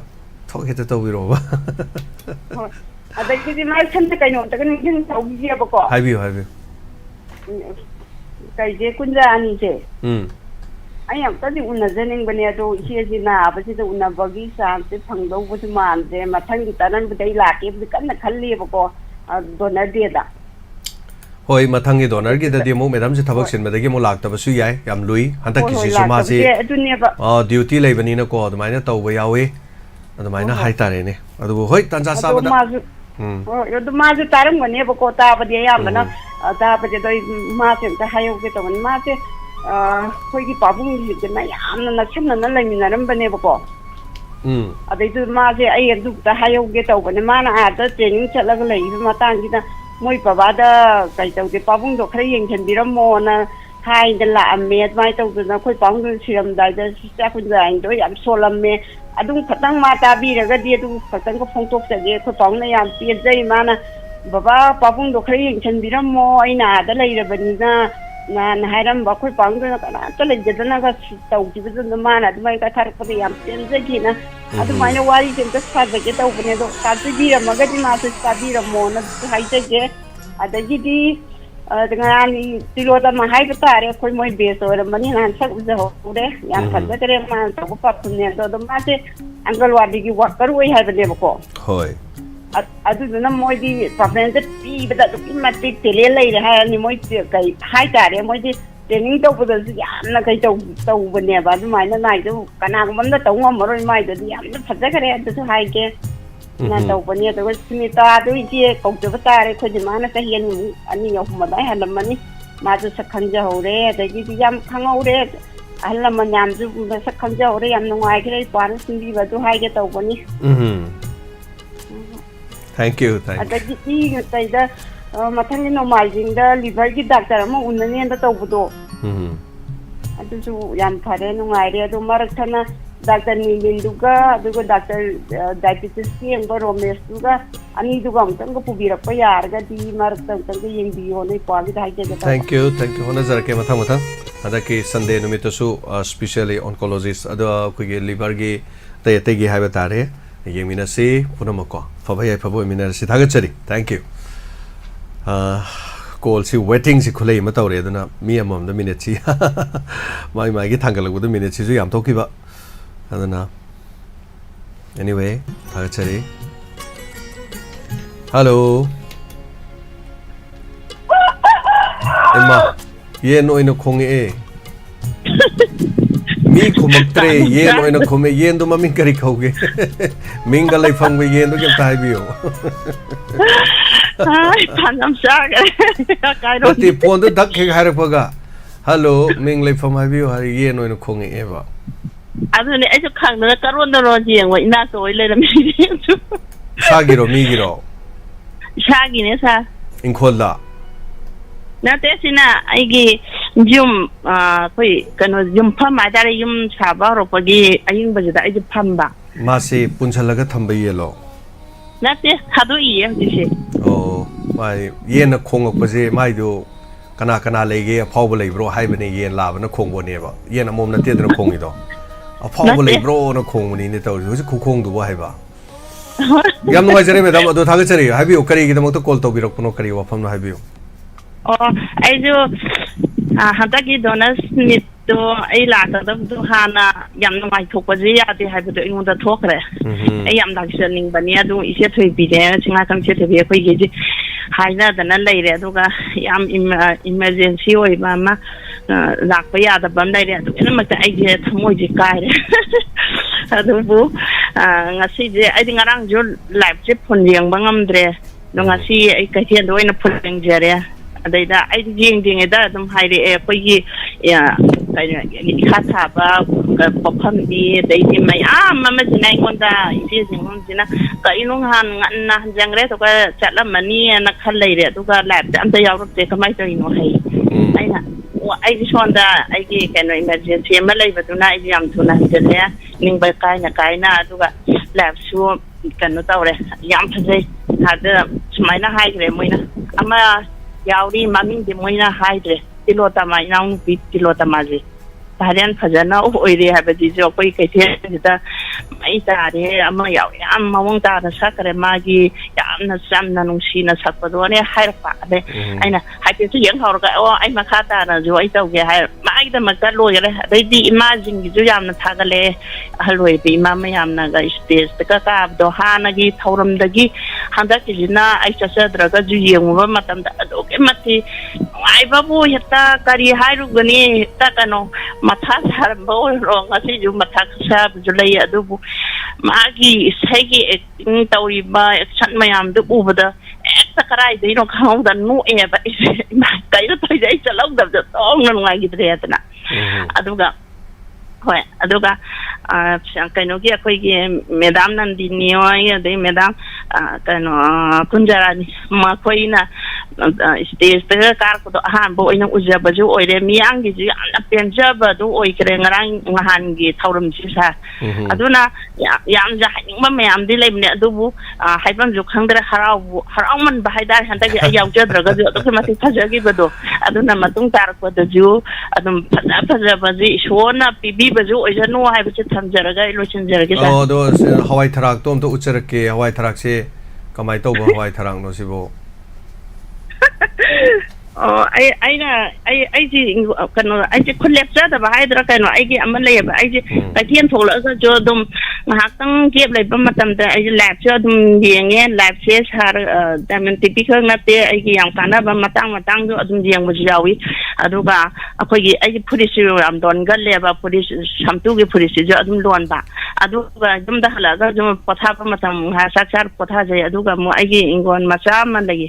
dei da ai di makhan yam thai ba adai da yam na interest log ja ba hai da re do na paisa yam phang bai na ta ba le ma ga na yo le adu bo ying ja ra ka phaja ba du u ra ga ai pen ja ba hai da re adu mai na tha jaru ba ni sar du ga obisar gi maram du ju inau pa na hai ra ki ba le phagi ta udna kai gi no kani te ma sar james na kano makhang ko bi gi makhan khangam da je ai yam chawni ko na phagi ta re ba ko gi ne ro khangam ji du bo sar james na re adu gi ju ngok ba phagi ta ja ra iba ma na ai gi khang ga kai gi ko bi gi marang khangam ni no ha hai re ngonda ai na madu madi khangam maro ye khang da jo khoi da gi adu khang ga ya no ai lai su na ta na kai na na te ma phagi ta ja ri ba su hoi adu ai khange hojik ti kobi hero khange aduna nungai jai kobi hero khangjare aduga hawai tharak leijari hawai tharak kangsoi hai tare khamene sim khara alu khara thaksalaga kangsoi chana ba hai tare thagachari am nungai jai thank you so much madam am nungai jare aduga ꯇꯦꯝꯃ ꯊꯣꯏꯕꯤ ꯈꯣꯏꯒꯤꯁꯨ ꯃꯥꯏꯈꯣꯡꯒꯤ ꯁꯥꯔ ꯑꯆꯧꯕꯒꯤ ꯐꯦꯃꯤꯂꯤꯒꯤ ꯍꯥꯏꯕ ꯇꯥꯔꯦ ꯑꯩꯅ ꯍꯥꯏꯖꯕꯗꯣ ꯃꯣꯏꯗꯤ ꯉꯥꯔꯤ ꯊꯨꯝꯌꯥꯛꯄꯤ ꯇꯣ ꯑꯗꯩ ꯉꯥꯇꯣꯟ ꯍꯦꯛꯇ ꯄꯤꯔꯛꯄ ꯃꯣꯏꯁꯦ ꯅꯍꯥꯟꯁꯨ ꯂꯥꯏꯚꯇ ꯑꯩꯅ ꯍꯥꯏꯖꯕꯗꯣ ꯉꯥꯔꯤ ꯊꯨꯝꯌꯥꯛꯄꯤ ꯍꯦꯛꯇ ꯄꯤꯔꯛꯑꯦ ꯑꯍꯥꯎ ꯑꯍꯥꯎꯕ ꯑꯩꯈꯣꯏꯁꯦ ꯐꯥꯎ ꯌꯥꯗꯦ ꯍꯦꯛꯇ ꯄꯤꯔꯛꯑꯦꯅ ꯍꯥꯏꯕꯗꯣ ꯑꯗꯨ ꯅꯨꯃꯤꯠꯇꯨꯗꯁꯨ ꯄꯤꯕꯤꯔꯝꯕꯅꯦ ꯑꯗꯨꯒ ꯊꯥꯒꯠꯆꯔꯤ ꯉꯥꯔꯤ ꯊꯨꯝꯌꯥꯛꯄꯤꯁꯦ ꯑꯩꯈꯣꯏꯒꯤꯗꯤ ꯀꯔꯤ ꯍꯥꯏꯗꯣꯏꯅꯣ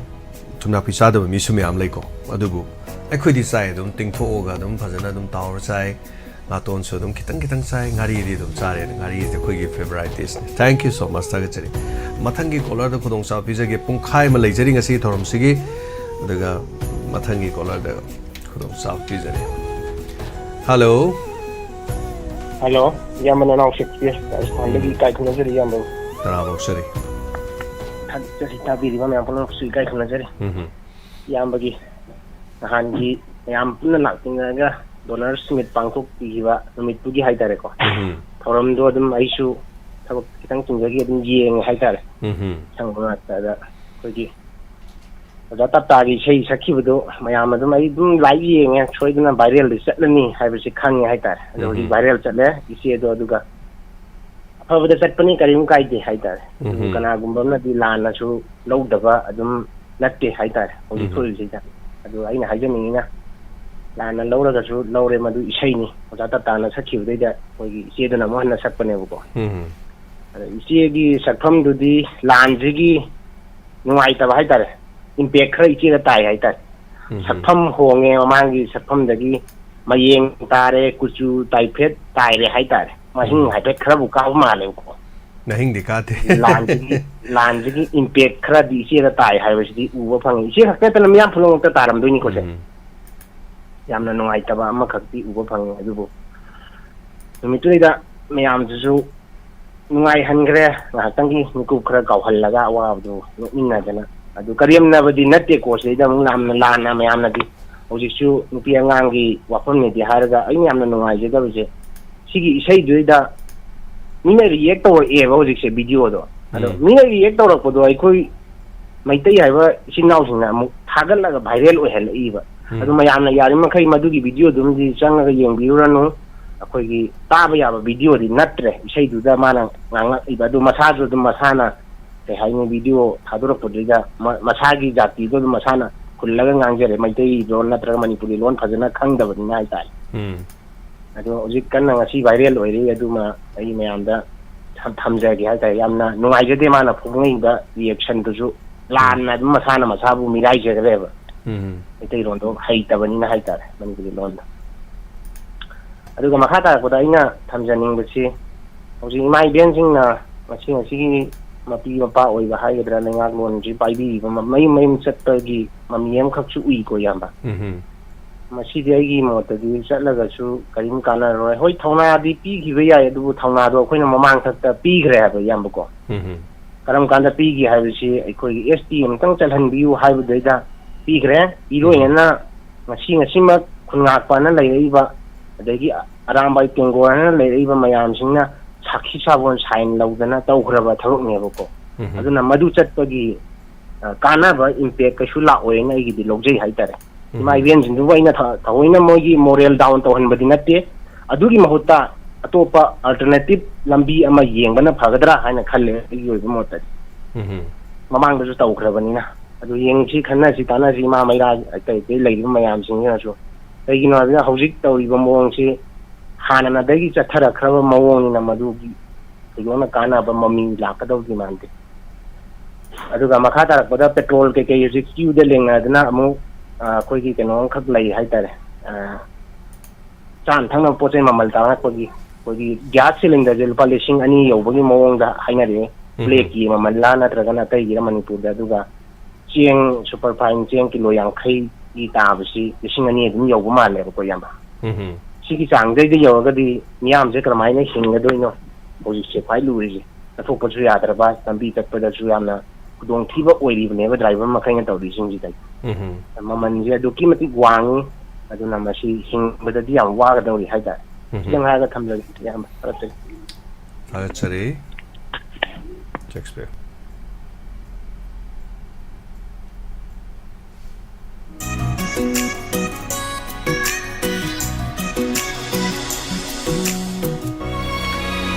Sari Harrison photo video oja nan video matem thabirakpa adomna nambi hoba tare video matem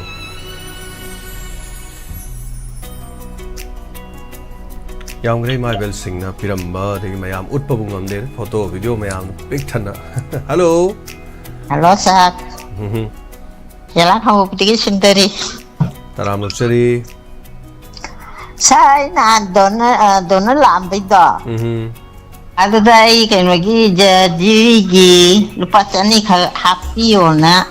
nirmala te pibiram mane ado ima pidi harakuro hai ke hai ni ima lau torokani ado mathang mi ya na hoi koi speaker te ayuk pung mari gi chappa jera koi mana ba yang dong degi lan sai khoi mem to video thu ai na loi yang hale ada mai na yam phadiye yam nung siye na chole ayo ta kangen ge to ni ngai na hang ide yam sei ma mathang adum hena nungai ba mayam gi hona jarake du lan se lei bani ne yam kan hona ya da bai ni paisa mathang ide dum mai mathang isa hi ge dum loi thirak kan ni da hoi yam nungai sei ma mateng pang birak pa su koi ma mateng pa ma se do ki matik ya me aduna lau thok pa nang ge ngasi su mi ku ki sang ma lau thok sa ga do gi se pai lei ri ma ko hoi yam nungai sei pang puchpa ni de ai ngo da mabo thum ko we ba photo di loi nam ma ni hoi yam nungai Mamaga sayang nungai. Yam nungai sei tabiyo adum ngarang nahan gi thorom thukak nungai raga mayam tok pi ganu tabiyo makhata na dum khun hona jaba tok jaba mayam mathang hona jarake hojik si khun nga khu singi aduga jiri rongi side ke ha batai ko koi tong no ba khaijin lisini adu mingo da kamai khakti lis pa lising ani khak lising nga khakti kamai piruni aduga yami ba leiri mayam du da nahan LMG na lupa cham yen mo lising mo dra tuk chatle and I could am by force by Sakai them it don't have a late. See the Tabiri Yaubiri Karase, Shell Pai the Basumam Yawi, Lupasamo, Toxa the Basuawi, Imung Manundagi, Imai Pana, Dum Suraga Nomaga, Dum Saba, the Yum the Sunkra Pamala, Sen Tokta Basumam Yawi, the Pisalon Sato, Zaragadum, the Buhona Zarkani Mungi Hona Kibida, Lupasama, Pobokai Topungam the Yawi, the Karanadum Zomzom Topayawi, are even a labagi later, Magi Mohum never. Adumanga say I talk 3 Hidena. Karimta they the queen ningai maram mo late maramdi matamamada hijabatare pakhang masama masagi sahi yamanataba sahi kun tare ni pan ga suro pakhang masai tare ni sahi kun tare ni pani pakhang masai jin aduna adare mi gi lukhak chamaga kon lukhak sak chabi lukhak tu chamaga aduga pakhang oiraga hotel ga phammaga tawraga PCO ga hanga phamna taktana de keyboard kai khongba aduga ayuk pung ani da hogala tan da tak khairaga tawba pung taruk tagi cha ka thonga lapu irom ba hawai adigi omelette kari nga toyot ka tawraga na phammaga aduda sahi kun ga taruk kun manga kun taruk kun tare haitare swai bogi swai struggle haitare ado ai de torok pa de college ka su karak pa BA loisin na bohona rak pa graduation loina bohona rak pa isai gi su master bhok tam na bohona rak pa degi mai hamna haijini ko chaba thakku mayam ko le glass ka du putho maning de glass samaga taktana khotana leiramba nupa duna ngasi James Haguzam oine je mayam thajabi kiro ai James Haguzam power have na te ngasi gi ai platform sida ai hot seat sida phammi ba James Haguzam se adu gi ngasai lukhak sama nupa dune it's my struggle ne se ai gi struggle ne adun awaba du khwai digi ama khong digi khangaga la ba aina kari do bugi anouba China amagi damta aina kari kiru doino adugi struggle du the thengnara lam ne ba adagi thengnara la ba aine wabadi khanga abne ba dun imung manung de ima kidney failure sibirim ni ipa liver cirrhosis or sibirim ni aira taptai na birim ni aduna awaba anaba si mayam loi khangeb sigi phibam sidabu mi mayum dagi sana lupa natra mi mang kari no khin to doisibo ai pangan yam kanra gunda oidra matrang kadana ai no yeptana de thang ten ga ai thogan that do that to no kain ta leiti khoi da dumba ana pot ama u matam da pot tu gi amang bahana yenge potu kanam su yengi potu gi phajaba yengi potu gi mai magun sai thai sina trani miyo be punchi na kaisho haninga leite na miyo be punchi ai adu oirami ai sel thokte ai donors yaubung amme ai donors yaubung amde habdo adu kan khanbiru no ba sidani daina lakchani ba point de aduna ngasidagi isagi chahi upa masa man sahi kumanga kuntaru kuntare ta lukhak cha ma horam bado aduna jem sarujam oirakane hai du mayam it's laibak ke hai tare hona bai makha su dum pole hai tare adu yo ane da mi adu ngasi adom no pa sam puthok ngam de na kai wa biru no ngasi donors yaubung ngam de na dum kai wa biru no adu mata madum soi lakani adum tawda di hote hona biyo thamoi di seng biyo mi mangna bi to biru no aduga kari hai tare sak pukham ama chaminaraga migi sak pukham du da le charaga sak pukham du gi mapu du da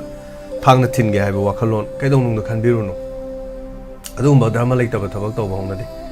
chatminaraga marup na marup hat bahong na de aduga ngarang su ainum santok chaba thorom du ne nungsi graba marup mayam du marup amna loi hat le tension jage mathang kolom lai kolo khajage hello minga ma de lai fam haibiyo Dua ima ne ima serang pa ima ke nan ni ima taram nok seri kari wa fam haibining ima do la ko do ngam hodre ba ko hoi na ima ibel jeri nau ita me am isai jak pa ima bo sai tha ba du do ai du kan na ga le ti phomung de hipa ga yenge ima je an isai jak pa da kap ko su yaure nungai bu su yaure tawri mi am do ma bo sai tha ra sapa ko khau ima mi ba du sap ko ju ka am nung si hoi adai hai boy hai ta boy tawraga ima mi am da isai jak pa do noksu no ju nungai adugi music san mi am du tha ga seri ima na oina mayam gi kano tawna bo hona ba do ngamna ba hoi hoi nam ya do ma gun nam lai da yam nung si da color me am do oina lak pi da na halaman me am ni sei sei da ima da mitai pi bu ta adu thawai yaw ba gi nung si ja bai ne ba lai do ma thang gi da di ima jung ngambre yang ge lak ba ngambre yang gi ai yam son da na hago chat ngam da ba na te ba ai ni problem khara lai ba adu gi ne ba ina lak ni ge aina loni da ba di wari sai ba ko agar serima hoi sini ga chu pibire khoi teimadana teimaroni hai tare ai teimane ado mangon da pirakpa tamme wari ate teisu me am tamme ma ko aduna ne ai je aina satyam chaninga ga ne aina ne adun da lak pa se angang nu bisi yumda ayam lai ta bani na moi ge lak min adradi mai thanda ju lak ju pharak ta ba adai chale na thanda cha ja de doi di cha adun da pi ba am ne ningol ahum am ne lai re ai cha pi ba ni cha we re ningol ahum dum da pulop ta sala lai re papan da ni ti cham da ma noi mari bi chang de ya de ba ai lao nung the lao aduna ne ima je moi isa ni no pu bi ra ga he lak pa ne ba ada khang de mo pang do nungai pang chi thagal ko no di hai re cha na do ai tha de thaga ta bi tawrasi ngang de phone de nongam de nimi ta bo ye na haur ko di number jin na phone je phang je adun ha wai ko la halam na hai gi dai ne phone pa ji ra te na ai ngarang jo hai ni da me tham toijam re no do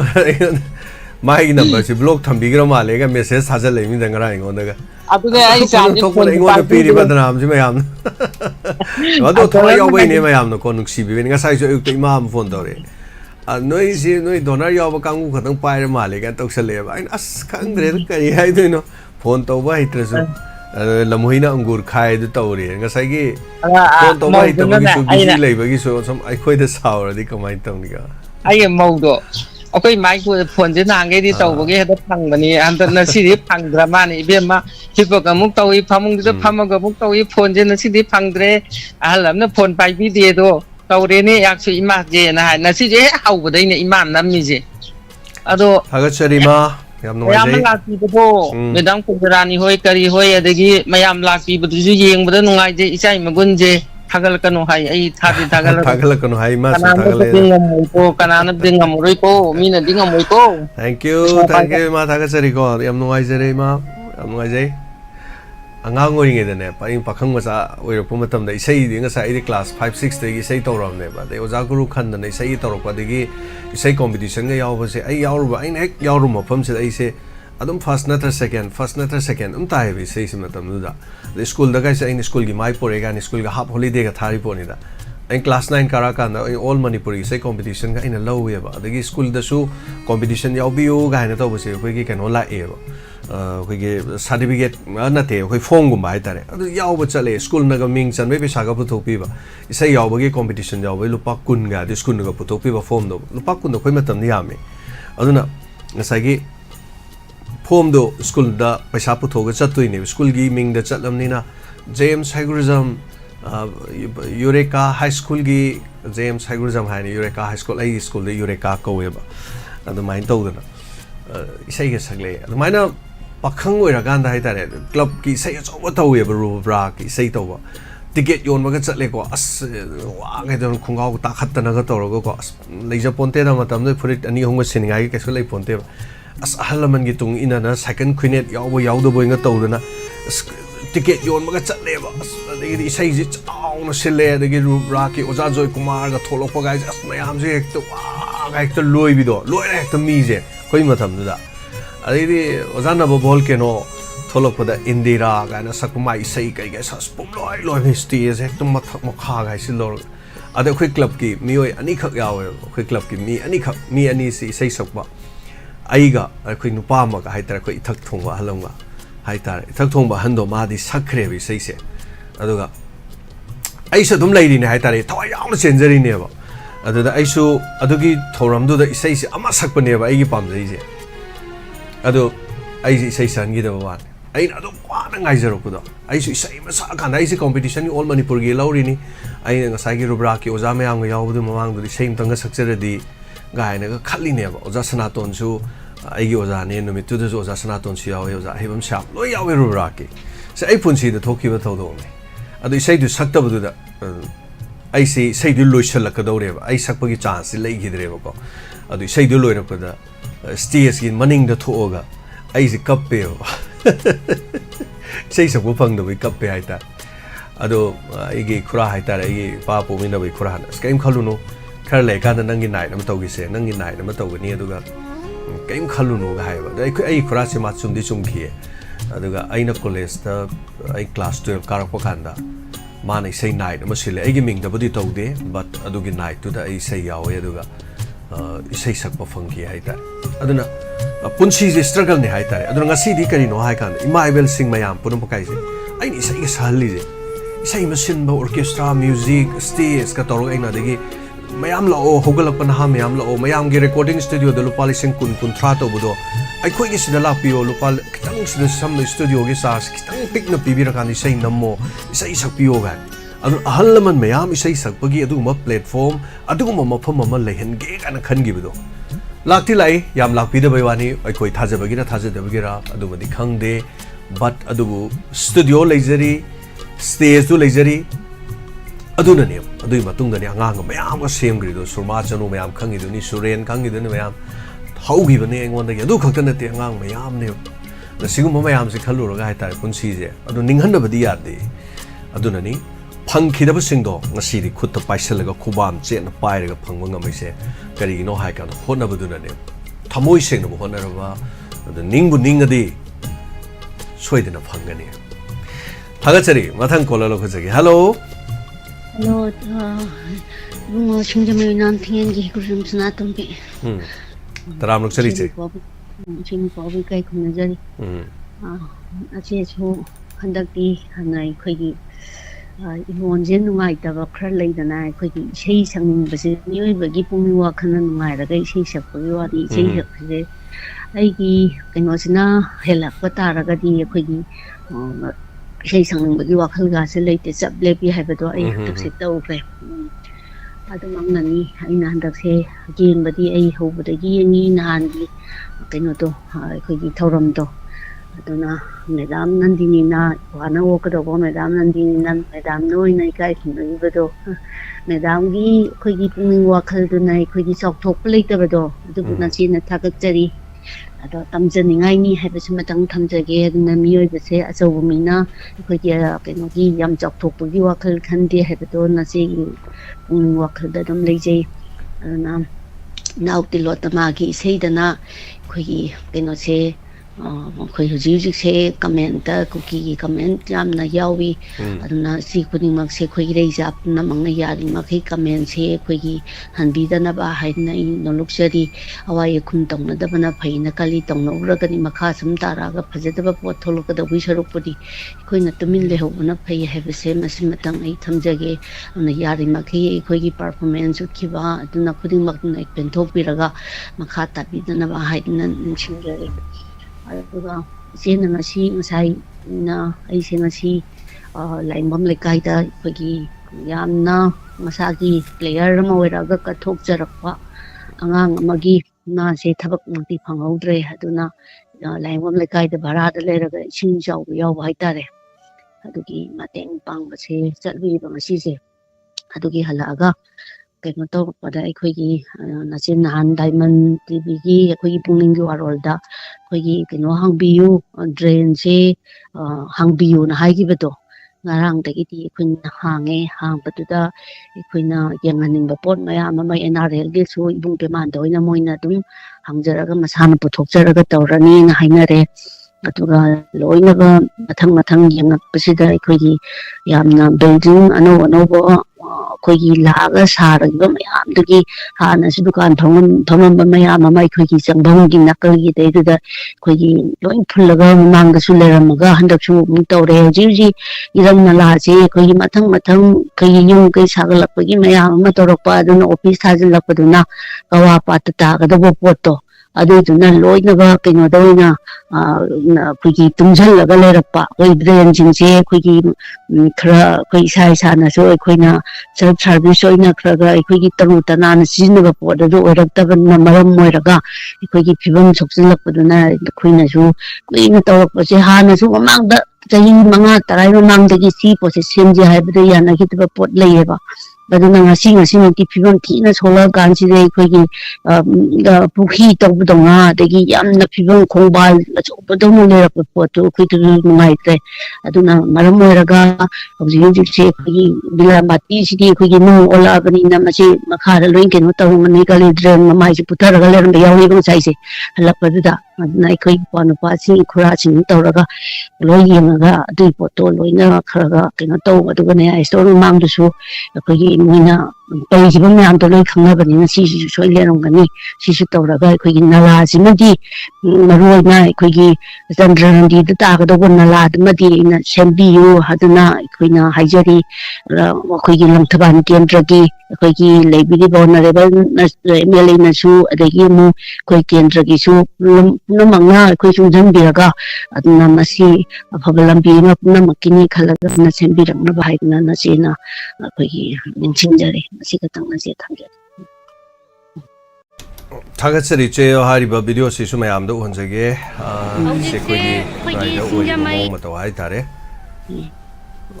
ꯃꯌꯥꯝꯗ ꯎꯠꯆꯔꯤ ꯆꯦ ꯁꯤꯒꯤ ꯗꯨꯀꯥꯟ ꯁꯥꯔꯤꯕ ꯄꯔꯦꯡ ꯀꯩꯀꯩ ꯇꯧꯔꯤꯁꯤꯗꯤ ꯑꯃ ꯃꯩ ꯋꯥ ꯅꯠꯇꯅ ꯃꯁꯥꯅꯁꯨ ꯑꯩꯒꯤ ꯗꯨꯀꯥꯟꯁꯤ ꯃꯈꯥꯁꯤ ꯏꯁꯤꯡ ꯆꯦꯜꯂꯤꯕ꯭ꯔꯥ ꯆꯦꯟꯗꯕ꯭ꯔꯥ ꯍꯥꯏꯁꯦ ꯑꯗꯨꯝ ꯈꯔ ꯑꯗꯨꯝ ꯌꯦꯡꯅꯕꯁꯨ ꯌꯥꯕꯖꯥꯠꯅꯤ ꯇꯁꯦꯡꯅ ꯍꯥꯏꯔꯗꯤ ꯗꯨꯀꯥꯟ ꯃꯈꯥꯁꯤ ꯏꯁꯤꯡ ꯆꯦꯟꯐꯝꯁꯤꯅ ꯂꯣꯏ ꯐꯨꯜ ꯂꯩꯔꯒꯕꯨ ꯀꯗꯥꯏꯗ ꯏꯁꯤꯡ ꯆꯦꯟꯗꯣꯏꯅꯣꯅꯦ ꯃꯗꯨ ꯂꯩꯉꯥꯛꯇꯗ ꯑꯩꯈꯣꯏꯅꯁꯨ ꯇꯥꯏꯅꯕꯒꯤ ꯃꯍꯨꯠꯇꯀꯣ ꯏꯁꯥꯅ ꯍꯥꯏꯇꯥꯔꯦ ꯑꯩꯒꯤ ꯌꯨꯝꯒꯤ ꯅꯥꯀꯟ ꯑꯩꯒꯤ ꯌꯨꯝꯒꯤ ꯃꯃꯥꯡꯗ ꯗ꯭ꯔꯦꯟꯁ ꯐꯨꯜꯂꯤꯕ꯭ꯔꯥ ꯀꯩꯗꯧꯔꯤꯒꯦ ꯁꯤ खरा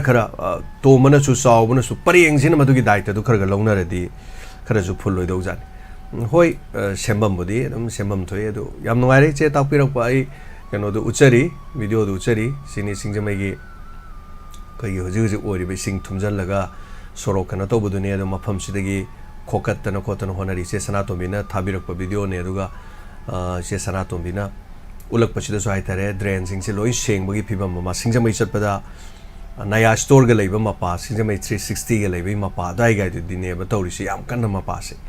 थागचरी मथंगी कोला लोकचगे हेलो हेलो बुङो इन्दोम चाने ꯑꯩꯁꯤ ꯏꯗꯣꯝ ꯆꯥꯖꯦꯅ ꯅꯍꯥꯟ ꯗꯣꯅꯔꯒꯤ ꯅꯨꯃꯤꯠꯁꯤꯗ ꯂꯥꯛꯄꯗꯣ ꯍꯛꯆꯥꯡ ꯅꯨꯡꯉꯥꯏꯃꯟꯗ꯭ꯔꯅ ꯂꯥꯛꯍꯧꯗꯕ ꯉꯔꯥꯡꯁꯨ ꯇꯧꯋꯦ ꯍꯥꯏꯒꯦꯅ ꯑꯝꯇ ꯐꯣꯡꯗꯣꯛꯀꯦꯅ ꯉꯔꯥꯡꯁꯤꯅ ꯐꯪꯗꯕ ꯍꯧꯖꯤꯛꯄꯨꯗꯤ ꯍꯛꯆꯥꯡ ꯈꯔꯗꯤ ꯅꯨꯡꯉꯥꯏꯔꯦ ꯑꯗꯣ ꯃꯊꯪꯒꯤꯗ ꯌꯥꯎꯕ ꯑꯗꯨꯅꯦꯅ ꯑꯩꯁꯦ ꯅꯣꯏ ꯀꯀꯥꯅ ꯑꯝꯇ ꯅꯣꯏꯅ ꯀꯩꯅꯣ ꯇꯧꯗ꯭ꯔꯅ ꯑꯩꯁꯦ ꯇꯧꯕ ꯌꯥꯎꯕ ꯐꯪꯍꯧꯗ꯭ꯔꯦ ꯑꯩꯅ ꯅꯍꯥꯟꯗꯒꯤ ꯁꯣꯜꯂꯒ ꯏꯗꯣꯝꯆꯥ ꯇꯧꯋꯦ ꯃꯊꯪꯒꯤꯗ ꯑꯗꯣ ꯑꯃꯨꯛ ꯐꯖꯅ ꯑꯃꯨꯛ ꯌꯥꯎꯕꯤꯌꯨ ꯌꯥꯝ ꯅꯨꯡꯉꯥꯏꯖꯩ ꯅꯨꯡꯆꯥ ꯆꯨꯝꯅ ꯋꯥꯈꯜꯁꯦ ꯁꯨꯝ ꯅꯨꯡꯉꯥꯏꯇꯕ ꯊꯋꯥꯏ ꯁꯨꯝ ꯅꯨꯡꯉꯥꯏꯇꯕ ꯑꯗꯩꯗ ꯑꯩꯅ ꯁꯨꯝ ꯇꯧꯔꯛꯄꯅꯤꯗ ꯐꯔꯦ ꯐꯔꯦ ꯏꯟꯗꯣꯝꯆꯥ ꯌꯥꯝꯅ ꯍꯥꯏꯔꯕ ꯉꯁꯤꯕꯨꯗꯤ ꯂꯣꯏꯔꯀꯥꯟꯗꯕꯨꯗꯤ ꯏꯁꯥꯁꯦ ꯈꯔ ꯅꯨꯡꯉꯥꯏꯔꯦꯕ ꯍꯧꯖꯤꯛꯄꯨꯗꯤ ꯍꯣꯏ ꯍꯣꯏ ꯍꯣꯏ ꯐꯔꯦ ꯐꯔꯦ ꯁꯤꯗ ꯍꯥꯏꯖꯒꯦ ꯇꯧꯕꯅꯤ ꯏꯟꯗꯣꯝꯆꯥ ꯃꯊꯪꯒꯤꯗ ꯌꯥꯎꯅꯅꯕ ꯏꯁꯣꯔ ꯈꯣꯏꯔꯝꯖꯕꯅꯤ ꯈꯔ ꯍꯛꯆꯥꯡꯁꯦ ꯅꯨꯡꯉꯥꯏꯇꯦ ꯍꯟꯗꯛꯇꯤ ꯑꯗꯨꯅ ꯍꯣꯏ ꯍꯣꯏ ꯏꯟꯗꯣꯝꯆꯥ ꯍꯛꯆꯥꯡ ꯑꯁꯦ ꯀꯥ ꯀꯨꯝꯍꯩꯗꯨꯅꯤ ꯑꯗꯨꯝ ꯑꯩꯁꯨ ꯉꯔꯥꯡꯒ ꯉꯁꯤꯒꯤꯅꯦ ꯅꯍꯥꯟꯒꯤ ꯋꯥꯕꯗꯨꯗꯤ ꯈꯤꯇꯪ ꯐꯩ ꯍꯥꯏꯇꯥꯔꯦ ꯑꯗꯨꯒ ꯅꯍꯥꯟ ꯊꯧꯔꯝ ꯇꯧꯕ ꯅꯨꯃꯤꯠꯇꯨꯗꯤ ꯑꯩ ꯏꯁꯥꯅ ꯏꯁꯥꯕꯨ ꯌꯦꯡꯉꯝꯗꯦ ꯍꯥꯏꯇꯥꯔꯦ ꯍꯥꯏꯗꯤ ꯋꯥꯕꯗꯣ ꯈꯣꯟ ꯇꯥꯕ ꯋꯥ ꯉꯝꯗꯦ ꯁ꯭ꯇꯦꯖꯇ ꯋꯥ ꯉꯥꯡ ꯉꯝꯗꯗꯅ ꯇꯧꯋꯤ ꯑꯗꯨꯃꯥꯏꯅ ꯑꯗꯨ ꯌꯥꯝ ꯅꯨꯡꯉꯥꯏꯖꯔꯦ ꯏꯟꯗꯣꯝꯆꯥ ꯑꯗꯨꯒ ꯑꯩꯒꯤ ꯈꯣꯡꯖꯣꯝ ꯁꯥꯏꯠ ꯍꯥꯏꯕ ꯇꯥꯔꯦ ꯈꯣꯡꯖꯣꯝ ꯁꯥꯏꯠꯁꯤꯗꯒꯤ ꯃꯤꯑꯣꯏ 5-6 ꯌꯥꯎꯕꯤꯕ ꯌꯥꯝ ꯅꯨꯡꯉꯥꯏꯖꯩ ꯑꯩꯒꯤ ꯂꯩꯔꯤꯕ ꯃꯐꯝ ꯍꯥꯏꯇꯥꯔꯦ ꯍꯣꯏ ꯏꯟꯗꯣꯝꯆꯥ ꯑꯩ ꯈꯣꯡꯖꯣꯝ ꯑꯣꯏꯔꯒꯁꯨ ꯍꯧꯖꯤꯛꯄꯨꯗꯤ ꯈꯣꯡꯖꯣꯝꯗ ꯂꯩꯇ꯭ꯔꯒꯁꯨ ꯑꯗꯨꯝ ꯌꯨꯝꯗꯤ ꯈꯣꯡꯖꯣꯝꯗ ꯂꯩꯔꯤꯗꯅꯀꯣ ꯏꯟꯗꯣꯝꯆꯥ ꯑꯩꯒꯤ ꯑꯌꯥꯝꯕ ꯗꯨꯀꯥꯟꯁꯤꯗ ꯂꯩꯔꯤ everything ꯈꯣꯡꯖꯣꯝꯒ ꯃꯔꯤ ꯇꯠꯅꯕ ꯌꯥꯕ ꯅꯠꯇꯕꯅꯤꯅ ꯀꯀꯥ ꯍꯣꯏ ꯈꯣꯡꯖꯣꯝꯗ ꯆꯥꯎꯔꯛꯄ ꯄꯣꯛꯂꯛꯄꯅꯤꯅ ꯊꯥꯒꯠꯆꯔꯤ ꯌꯥꯝ ꯅꯨꯡꯉꯥꯏꯖꯩ ꯀꯣꯏꯔꯦꯡꯒꯩꯗ ꯂꯩꯕꯤꯔꯒꯁꯨ ꯊꯦꯡꯛ ꯌꯨ ꯌꯥꯝ ꯅꯨꯡꯉꯥꯏꯖꯩ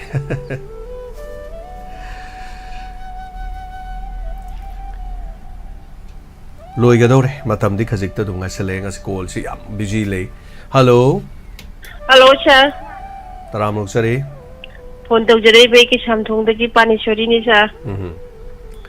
ꯇꯥꯛꯄꯤꯌꯨ ꯁꯥꯔ ꯗꯣꯅꯔ ꯃꯤꯠ ꯌꯥꯍꯧꯗꯕꯁꯦ ꯌꯥꯝ ꯅꯨꯡꯉꯥꯏꯖꯗꯦ ꯏꯄꯥꯞ ꯆꯦꯟꯕꯅ ꯀꯩꯅꯣ ꯌꯥꯝꯗꯤ ꯌꯥꯎꯍꯟꯅꯤꯡꯕꯅꯦ ꯑꯗꯣ ꯗꯤꯜꯂꯤꯗ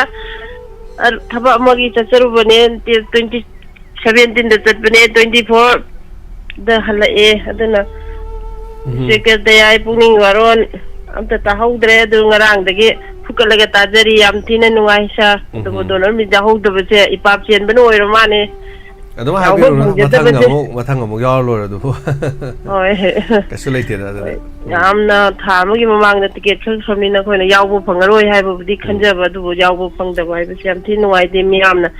ꯅꯨꯡꯉꯥꯏꯕ ꯃꯌꯥꯝꯁꯤꯒꯤ ꯄꯥꯎꯁꯤ ꯇꯥꯕꯗ ꯌꯥꯝꯅ ꯌꯥꯎꯖꯅꯤꯡꯕꯗꯣ ꯑꯗꯨꯕꯨ ꯐꯪꯈꯤꯗ꯭ꯔꯦ ꯃꯊꯪꯗ ꯑꯩ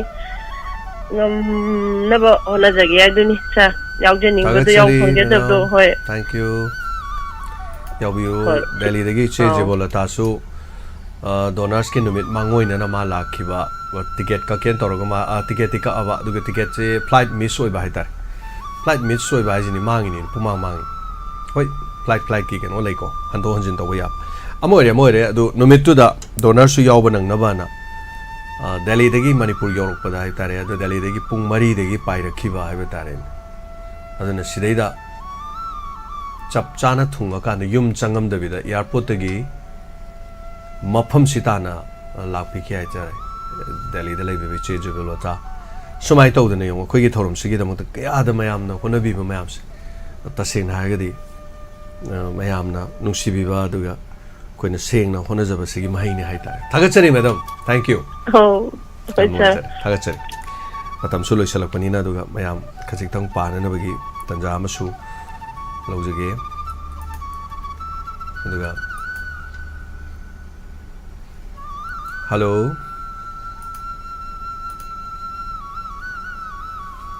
ꯇꯔꯥꯃꯔꯨꯛꯆꯔꯤ ꯍꯜꯂꯣ ꯍꯤꯟꯗꯤ ꯇꯔꯥꯃꯔꯨꯛꯆꯔꯤ ꯈꯤꯇꯪ ꯌꯥꯡꯁꯟꯕꯤꯌꯨ ꯃꯇꯝꯁꯦ ꯂꯣꯏꯗꯣꯔꯦ ꯏꯌꯥꯝꯕ ꯋꯥꯡ ꯇꯥꯕ ꯍꯤꯟꯗꯤ ꯂꯥꯏꯁ꯭ꯔꯝꯅꯤ ꯏꯌꯥꯝꯕ ꯅꯨꯡꯉꯥꯏꯕ ꯑꯃꯒ ꯈꯤꯇꯪ ꯅꯨꯡꯉꯥꯏꯇꯕ ꯑꯃꯒ ꯍꯥꯏꯖꯒꯦ ꯇꯧꯕꯅꯦ ꯏꯌꯥꯝꯕ ꯗꯥꯏꯃꯟ ꯗꯣꯅꯔ ꯗꯦꯒꯤ ꯑꯩꯈꯣꯏꯒꯤ ꯌꯥꯝ ꯅꯨꯡꯉꯥꯏꯕ ꯑꯃꯅ ꯑꯩꯈꯣꯏꯒꯤ ꯂꯥꯛꯄꯤꯔꯤꯕ ꯑꯩꯈꯣꯏꯒꯤ ꯃꯔꯨꯞ ꯃꯄꯥꯡ ꯑꯍꯜ ꯂꯃꯟ ꯑꯩꯈꯣꯏꯒꯤ ꯏꯆꯟ ꯏꯃꯥ ꯏꯕꯦꯟ ꯃꯌꯥꯝꯗ ꯑꯩꯅ ꯄꯨꯔꯛꯄ ꯅꯠꯇ꯭ꯔꯒꯁꯨ ꯃꯌꯥꯝꯒꯤ ꯁꯤꯟꯕꯤ ꯂꯥꯡꯕꯤꯔꯤꯕ ꯑꯗꯨꯗꯒꯤ ꯏꯁꯤꯡ ꯑꯣꯏꯔꯣ ꯍꯩ ꯃꯍꯤ ꯑꯣꯏꯔꯣ ꯃꯌꯥꯝꯗ ꯂꯦꯡꯗꯅ ꯐꯝꯍꯜꯂꯒ ꯑꯩꯈꯣꯏꯅ ꯌꯦꯟꯖꯕꯁꯦ ꯆꯪꯉꯒ ꯃꯁꯤꯃ ꯌꯥꯝ ꯅꯨꯡꯉꯥꯏꯖꯩ ꯑꯗꯨꯒ ꯑꯩꯈꯣꯏꯒꯤ ꯗꯣꯅꯔꯒꯤ ꯃꯦꯝꯕꯔꯗꯤ ꯅꯠꯇꯕ ꯑꯩꯈꯣꯏ ꯗꯥꯏꯃꯟ ꯐꯦꯃꯤꯂꯤꯗꯤ ꯑꯣꯏꯔꯒ ꯏꯃꯥ ꯑꯃꯈꯛꯇꯪ ꯃꯃꯤꯡꯗꯤ ꯍꯪꯖꯍꯧꯗ꯭ꯔꯦ ꯃꯥꯁꯦ ꯊꯧꯔꯝ ꯑꯃꯈꯛ ꯃꯥ ꯄꯥꯡꯊꯣꯛꯅꯤꯡꯕꯅꯤ ꯗꯥꯏꯂꯣꯒꯀꯨꯝꯕ ꯃꯥꯜꯂꯤ ꯑꯗꯣ ꯏꯅꯥꯎ ꯑꯣꯂꯦ ꯂꯣꯏꯅꯁꯨ ꯉꯥꯏꯕꯤꯌꯨ ꯍꯥꯏꯕꯅꯤ ꯑꯩꯅꯁꯨ ꯑꯗꯨꯝ ꯍꯥꯏ ꯃꯌꯥꯝꯒꯤ ꯈꯔ ꯉꯟꯗꯧ ꯃꯥꯜꯂꯤ ꯈꯤꯇꯪ ꯉꯥꯏꯕꯤꯌꯨ ꯏꯃꯥ ꯑꯗꯨꯒ ꯑꯗꯨꯝ ꯁꯨꯡꯁꯣꯏ ꯁꯣꯏꯗꯅ ꯏꯃꯥꯒꯤꯁꯨ ꯑꯩꯁꯨ ꯑꯉꯝꯕ ꯊꯥꯛꯇ ꯍꯥꯏꯖꯒꯦ ꯑꯗꯨꯝ ꯁꯣꯏꯗꯅ ꯌꯥꯔꯛꯀꯅꯤ ꯃꯌꯥꯝꯅꯁꯨ ꯌꯥꯅꯦꯅ ꯍꯥꯏꯕꯅꯤ ꯑꯗꯨ ꯃꯥ ꯉꯥꯏꯕꯤꯗꯅ ꯆꯠꯈ꯭ꯔꯦ ꯏꯃꯥꯗꯣ ꯑꯩ ꯈꯤꯇꯪ ꯅꯨꯡꯉꯥꯏꯍꯧꯗꯦ ꯃꯗꯨꯃ ꯑꯗꯨ ꯅꯨꯡꯉꯥꯏꯇꯕ ꯀꯧꯕꯤꯔꯨꯅꯨꯗ ꯍꯦꯟꯗꯤ ꯑꯗꯨꯗꯤ ꯊꯕꯛ ꯊꯧꯔꯝꯗꯣ ꯑꯗꯨꯒꯤ ꯅꯤꯌꯣꯝꯗꯣ ꯑꯗꯨ ꯅꯤꯌꯣꯝ ꯉꯥꯛꯇꯕ ꯀꯧꯋꯦꯕ ꯑꯗꯨꯗꯤ ꯑꯩꯈꯣꯏꯅ ꯑꯗꯨ ꯋꯥꯔꯧꯔꯨꯕ ꯌꯥꯗꯦ ꯑꯗꯨꯒ ꯂꯥꯛꯄꯤꯔꯤꯕ ꯏꯃꯥꯗꯨꯅꯁꯨ ꯋꯥꯔꯧꯕ ꯌꯥꯗꯦ ꯃꯔꯝꯗꯤ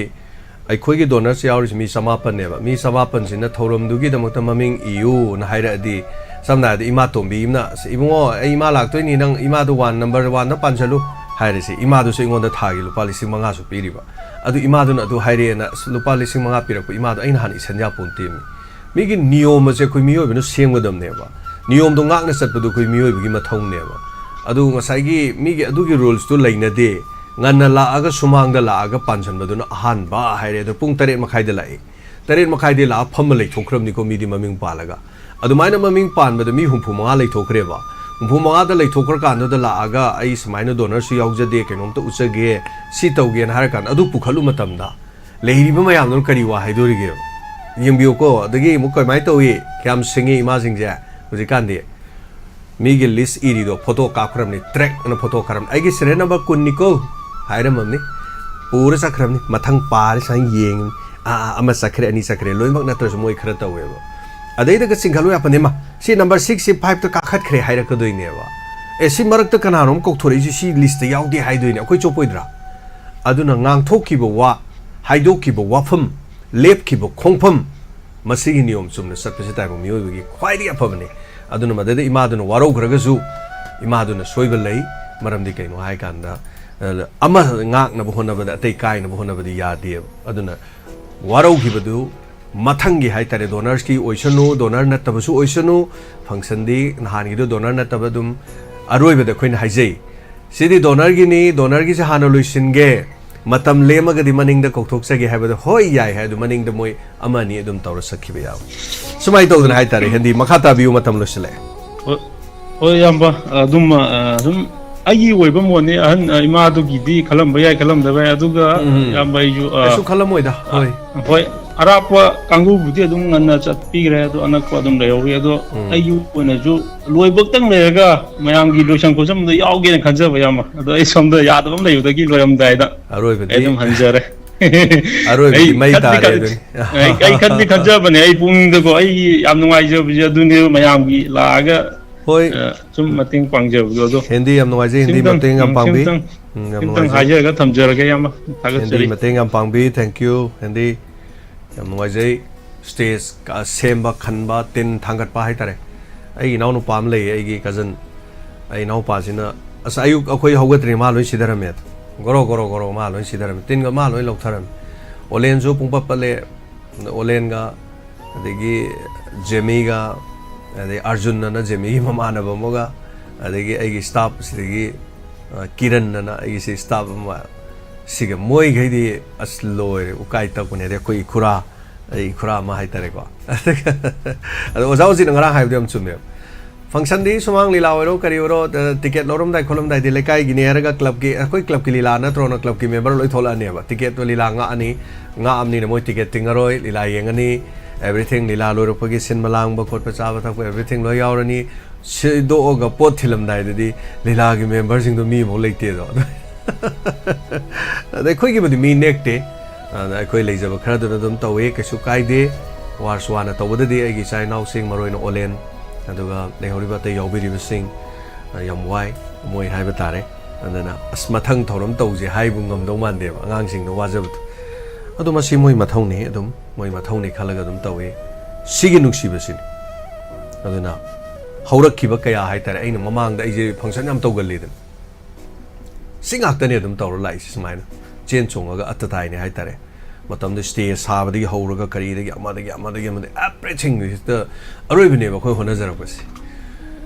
thank you keso haninga leti afaba to bana afabagi fatabana fatabagi soi gre na koi kin do waro ninga leti soi gi bu sem do de dum yare aduna mi oyba ai ma aran ba tawruri har jo sumo kong thang ba da sumo mai ma da la la ba de dum keso kai ba leti ratna kar gi punsi Quran ba magi punsi or ma sum thokra ka na mai thang na kari oi ki ma kya ba I ai kol pai khat sar kol yam lai ba thoram loi re hai ba tare aduna mateng pang bi ra ko ma truk tang ai yang nam tang kun kak tang asi lok thok jage mateng pang bi ra ko singi da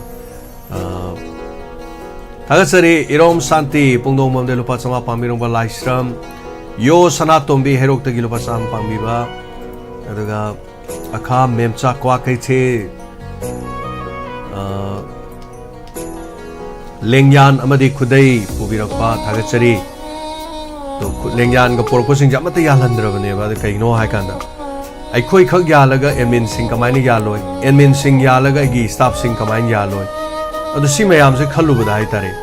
ꯑꯗꯨ ꯐꯨꯔꯤꯠ ꯄꯣꯔꯛꯄ ꯌꯥꯎꯏ ꯈꯨꯗꯩ ꯄꯣꯔꯛꯄ ꯌꯥꯎꯏ ꯎꯠꯆꯗ꯭ꯔꯦ ꯑꯃꯇ ꯀꯩꯅꯣꯗ ꯑꯩꯒꯤꯗꯪ ꯐꯨꯔꯤꯠꯇꯨ ꯄꯨꯔ ꯂꯥꯛꯄꯅꯤꯅ ꯑꯩ ꯀꯧꯈꯠꯂ ꯑꯩꯉꯣꯟꯗ ꯁꯨꯝ ꯄꯤ ꯂꯩꯔꯦ ꯑꯩꯒꯤ ꯁ꯭ꯇꯥꯐꯁꯤꯡ ꯑꯩ ꯑꯦꯗꯃꯤꯟꯁꯤꯡꯗꯨ ꯀꯃꯥꯏꯅ ꯑꯣꯏꯅꯤ ꯑꯗꯨ ꯌꯥꯔꯒꯗꯤ ꯁ꯭ꯋꯥꯏꯗ ꯁꯨꯝ ꯁꯝꯖꯜꯂꯁꯤꯕꯅ ꯑꯗꯨꯝ ꯁꯝꯖꯜꯂꯦ ꯍꯥꯏꯇꯥꯔꯦ ꯑꯗꯣ ꯂꯣꯏꯅ ꯄꯣꯔꯛꯑꯣ ꯍꯥꯏꯕꯒꯤ ꯀꯩꯅꯣꯁꯨ ꯂꯩꯇꯦꯕ ꯑꯗꯨꯅ ꯍꯥꯏꯇꯥꯔꯦ ꯁ꯭ꯋꯥꯏꯗ ꯁꯨꯝ ꯇꯧꯔꯁꯦ ꯁ꯭ꯋꯥꯏꯗ ꯁꯨꯝ ꯇꯧꯔꯁꯦꯅ ꯇꯧꯏ ꯍꯥꯏꯇꯥꯔꯦ ꯑꯗꯨꯅ ꯃꯌꯥꯝ ꯂꯩꯕꯅꯤꯅꯅꯦ ꯃꯤꯑꯣꯏꯕ ꯍꯥꯏꯁꯦ ꯑꯗꯨꯝ ꯂꯩꯕ ꯃꯌꯥꯝ ꯑꯩ ꯁ꯭ꯋꯥꯏꯗ ꯑꯗꯨꯝ ꯇꯦꯟꯁꯤꯟꯖꯒꯦ ꯂꯇꯥ ꯀꯥꯏꯔꯦꯝꯕꯤꯈꯣꯛꯇꯒꯤ ꯂꯨꯄꯥ 100 ꯑꯗꯨꯝ ꯄꯥꯡꯕꯤꯔꯝꯕ ꯁꯝꯇꯥꯏꯝ 100 or 200 ꯑꯩꯅ ꯍꯥꯏꯕ ꯁꯣꯏꯕ ꯌꯥꯎꯔꯁꯨ ꯉꯥꯛꯄꯤꯒꯅꯤꯀꯣ ꯑꯗꯣ ꯆꯣꯡꯊꯥꯝ ꯄ꯭ꯔꯦꯃꯤꯂꯥ ꯂꯨꯄꯥ 100 ꯍꯤꯗꯥꯝ ꯊꯕꯥꯇꯣꯟ ꯁꯤꯁꯨ ꯂꯦꯡꯌꯥꯟ ꯄꯣꯔꯛꯄꯅꯦ ꯂꯦꯡꯌꯥꯟꯁꯤ ꯌꯥꯜꯍꯟꯗ꯭ꯔꯕꯅꯦ ꯌꯥꯏꯔꯤꯄꯣꯛꯇꯒꯤ ꯊꯥꯒꯠꯆꯔꯤ ꯁꯒꯣꯜꯁꯦꯝ ꯊꯣꯏꯕꯤ ꯊꯧꯕꯥꯜ ꯈꯦꯛꯃꯟꯗꯒꯤ ꯂꯨꯄꯥ 200 ꯑꯣꯏꯅꯥꯝ ꯔꯤꯇꯥ ꯅꯝꯕꯣꯜꯗꯒꯤ ꯂꯨꯄꯥ 500 ꯅꯥꯎꯔꯦꯝ ꯏꯆꯟ ꯅꯝꯕꯣꯜ ꯑꯣꯏꯅꯥꯝ ꯂꯨꯄꯥ 300 ꯏꯔꯣꯝ ꯄ꯭ꯔꯣꯃꯤꯂꯥ ꯀꯩꯅꯧ ꯕꯖꯥꯔꯗꯒꯤ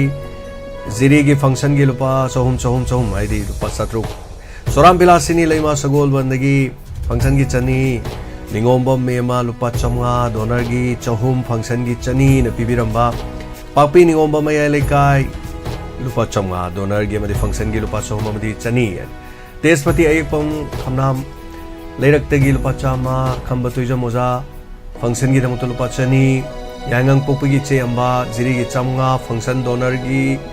100 ꯋꯥꯇꯔ ꯏꯁꯤꯡ ꯀꯦꯁ 5 ꯍꯩ ꯃꯍꯤ ꯀꯦꯁ 2 ꯑꯗꯨꯒ ꯗꯣꯅꯔꯒꯤ ꯆꯍꯤ ꯑꯃꯒꯤ ꯂꯨꯄꯥ 200 ꯁꯨ ꯄꯤꯊꯣꯛꯄꯤꯔꯝꯃꯣꯔ ꯃꯥꯜꯂꯦ ꯑꯗꯨꯅ ꯌꯨꯝꯅꯥꯝ ꯍꯨꯏꯗ꯭ꯔꯣꯝ ꯏꯃꯥ ꯕꯤꯅꯣ ꯂꯨꯄꯥ 100 ꯖꯤꯔꯤ ꯑꯃꯗꯤ ꯐꯪꯁꯟꯒ ꯍꯥꯏꯗꯅ ꯄꯤꯕꯤꯔꯛꯄ ꯏꯃꯥ ꯕꯤꯅꯣ ꯊꯥꯒꯠꯆꯔꯤ ꯂꯩꯃꯄꯣꯛꯄꯝ ꯖꯥꯟꯗꯕꯤ ꯂꯨꯄꯥ 100 ꯐꯪꯁꯟ ꯑꯃꯗꯤ ꯗꯣꯅꯔꯒꯤ 200 ꯑꯃꯗꯤ 300 ꯑꯣꯏꯕꯤꯌꯨ ꯍꯥꯏꯗꯅ ꯄꯤꯕꯤꯔꯝꯕ ꯈꯨꯃꯟꯊꯦ ꯃꯅꯤꯁꯪ ꯌꯨꯔꯦꯝꯕꯝ ꯑꯋꯥꯡ ꯂꯩꯀꯥꯏꯗꯒꯤ 200 ꯖꯤꯔꯤ ꯑꯃꯗꯤ ꯐꯪꯁꯟ ꯄꯤꯕꯤꯔꯝꯕ ꯃꯦꯗꯥꯝ ꯇꯣꯝꯕꯤꯅꯧ ꯂꯨꯄꯥ 100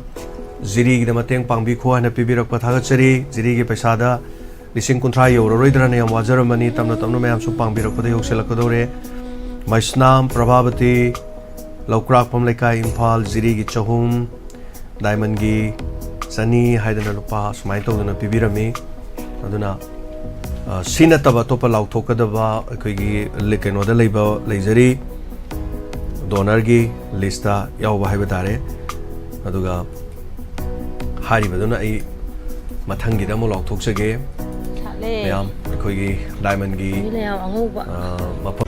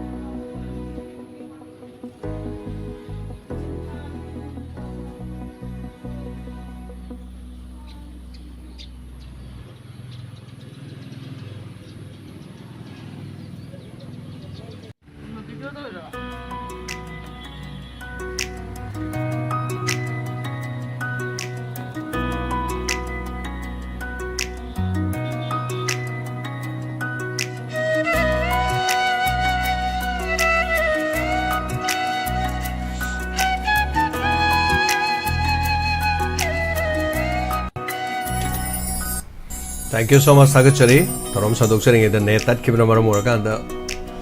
upon the Tokre, say the Mangapigani Makataba, Torom, Amokam, Sorga Minasi. Loina Nagasi, the Mota, the Puning Warol, Toromatang, Sidalushinjari, Midian Tabiri, Sing Purumapu, James Saguzam Mukana, Kurumzari, sectional review. Take care.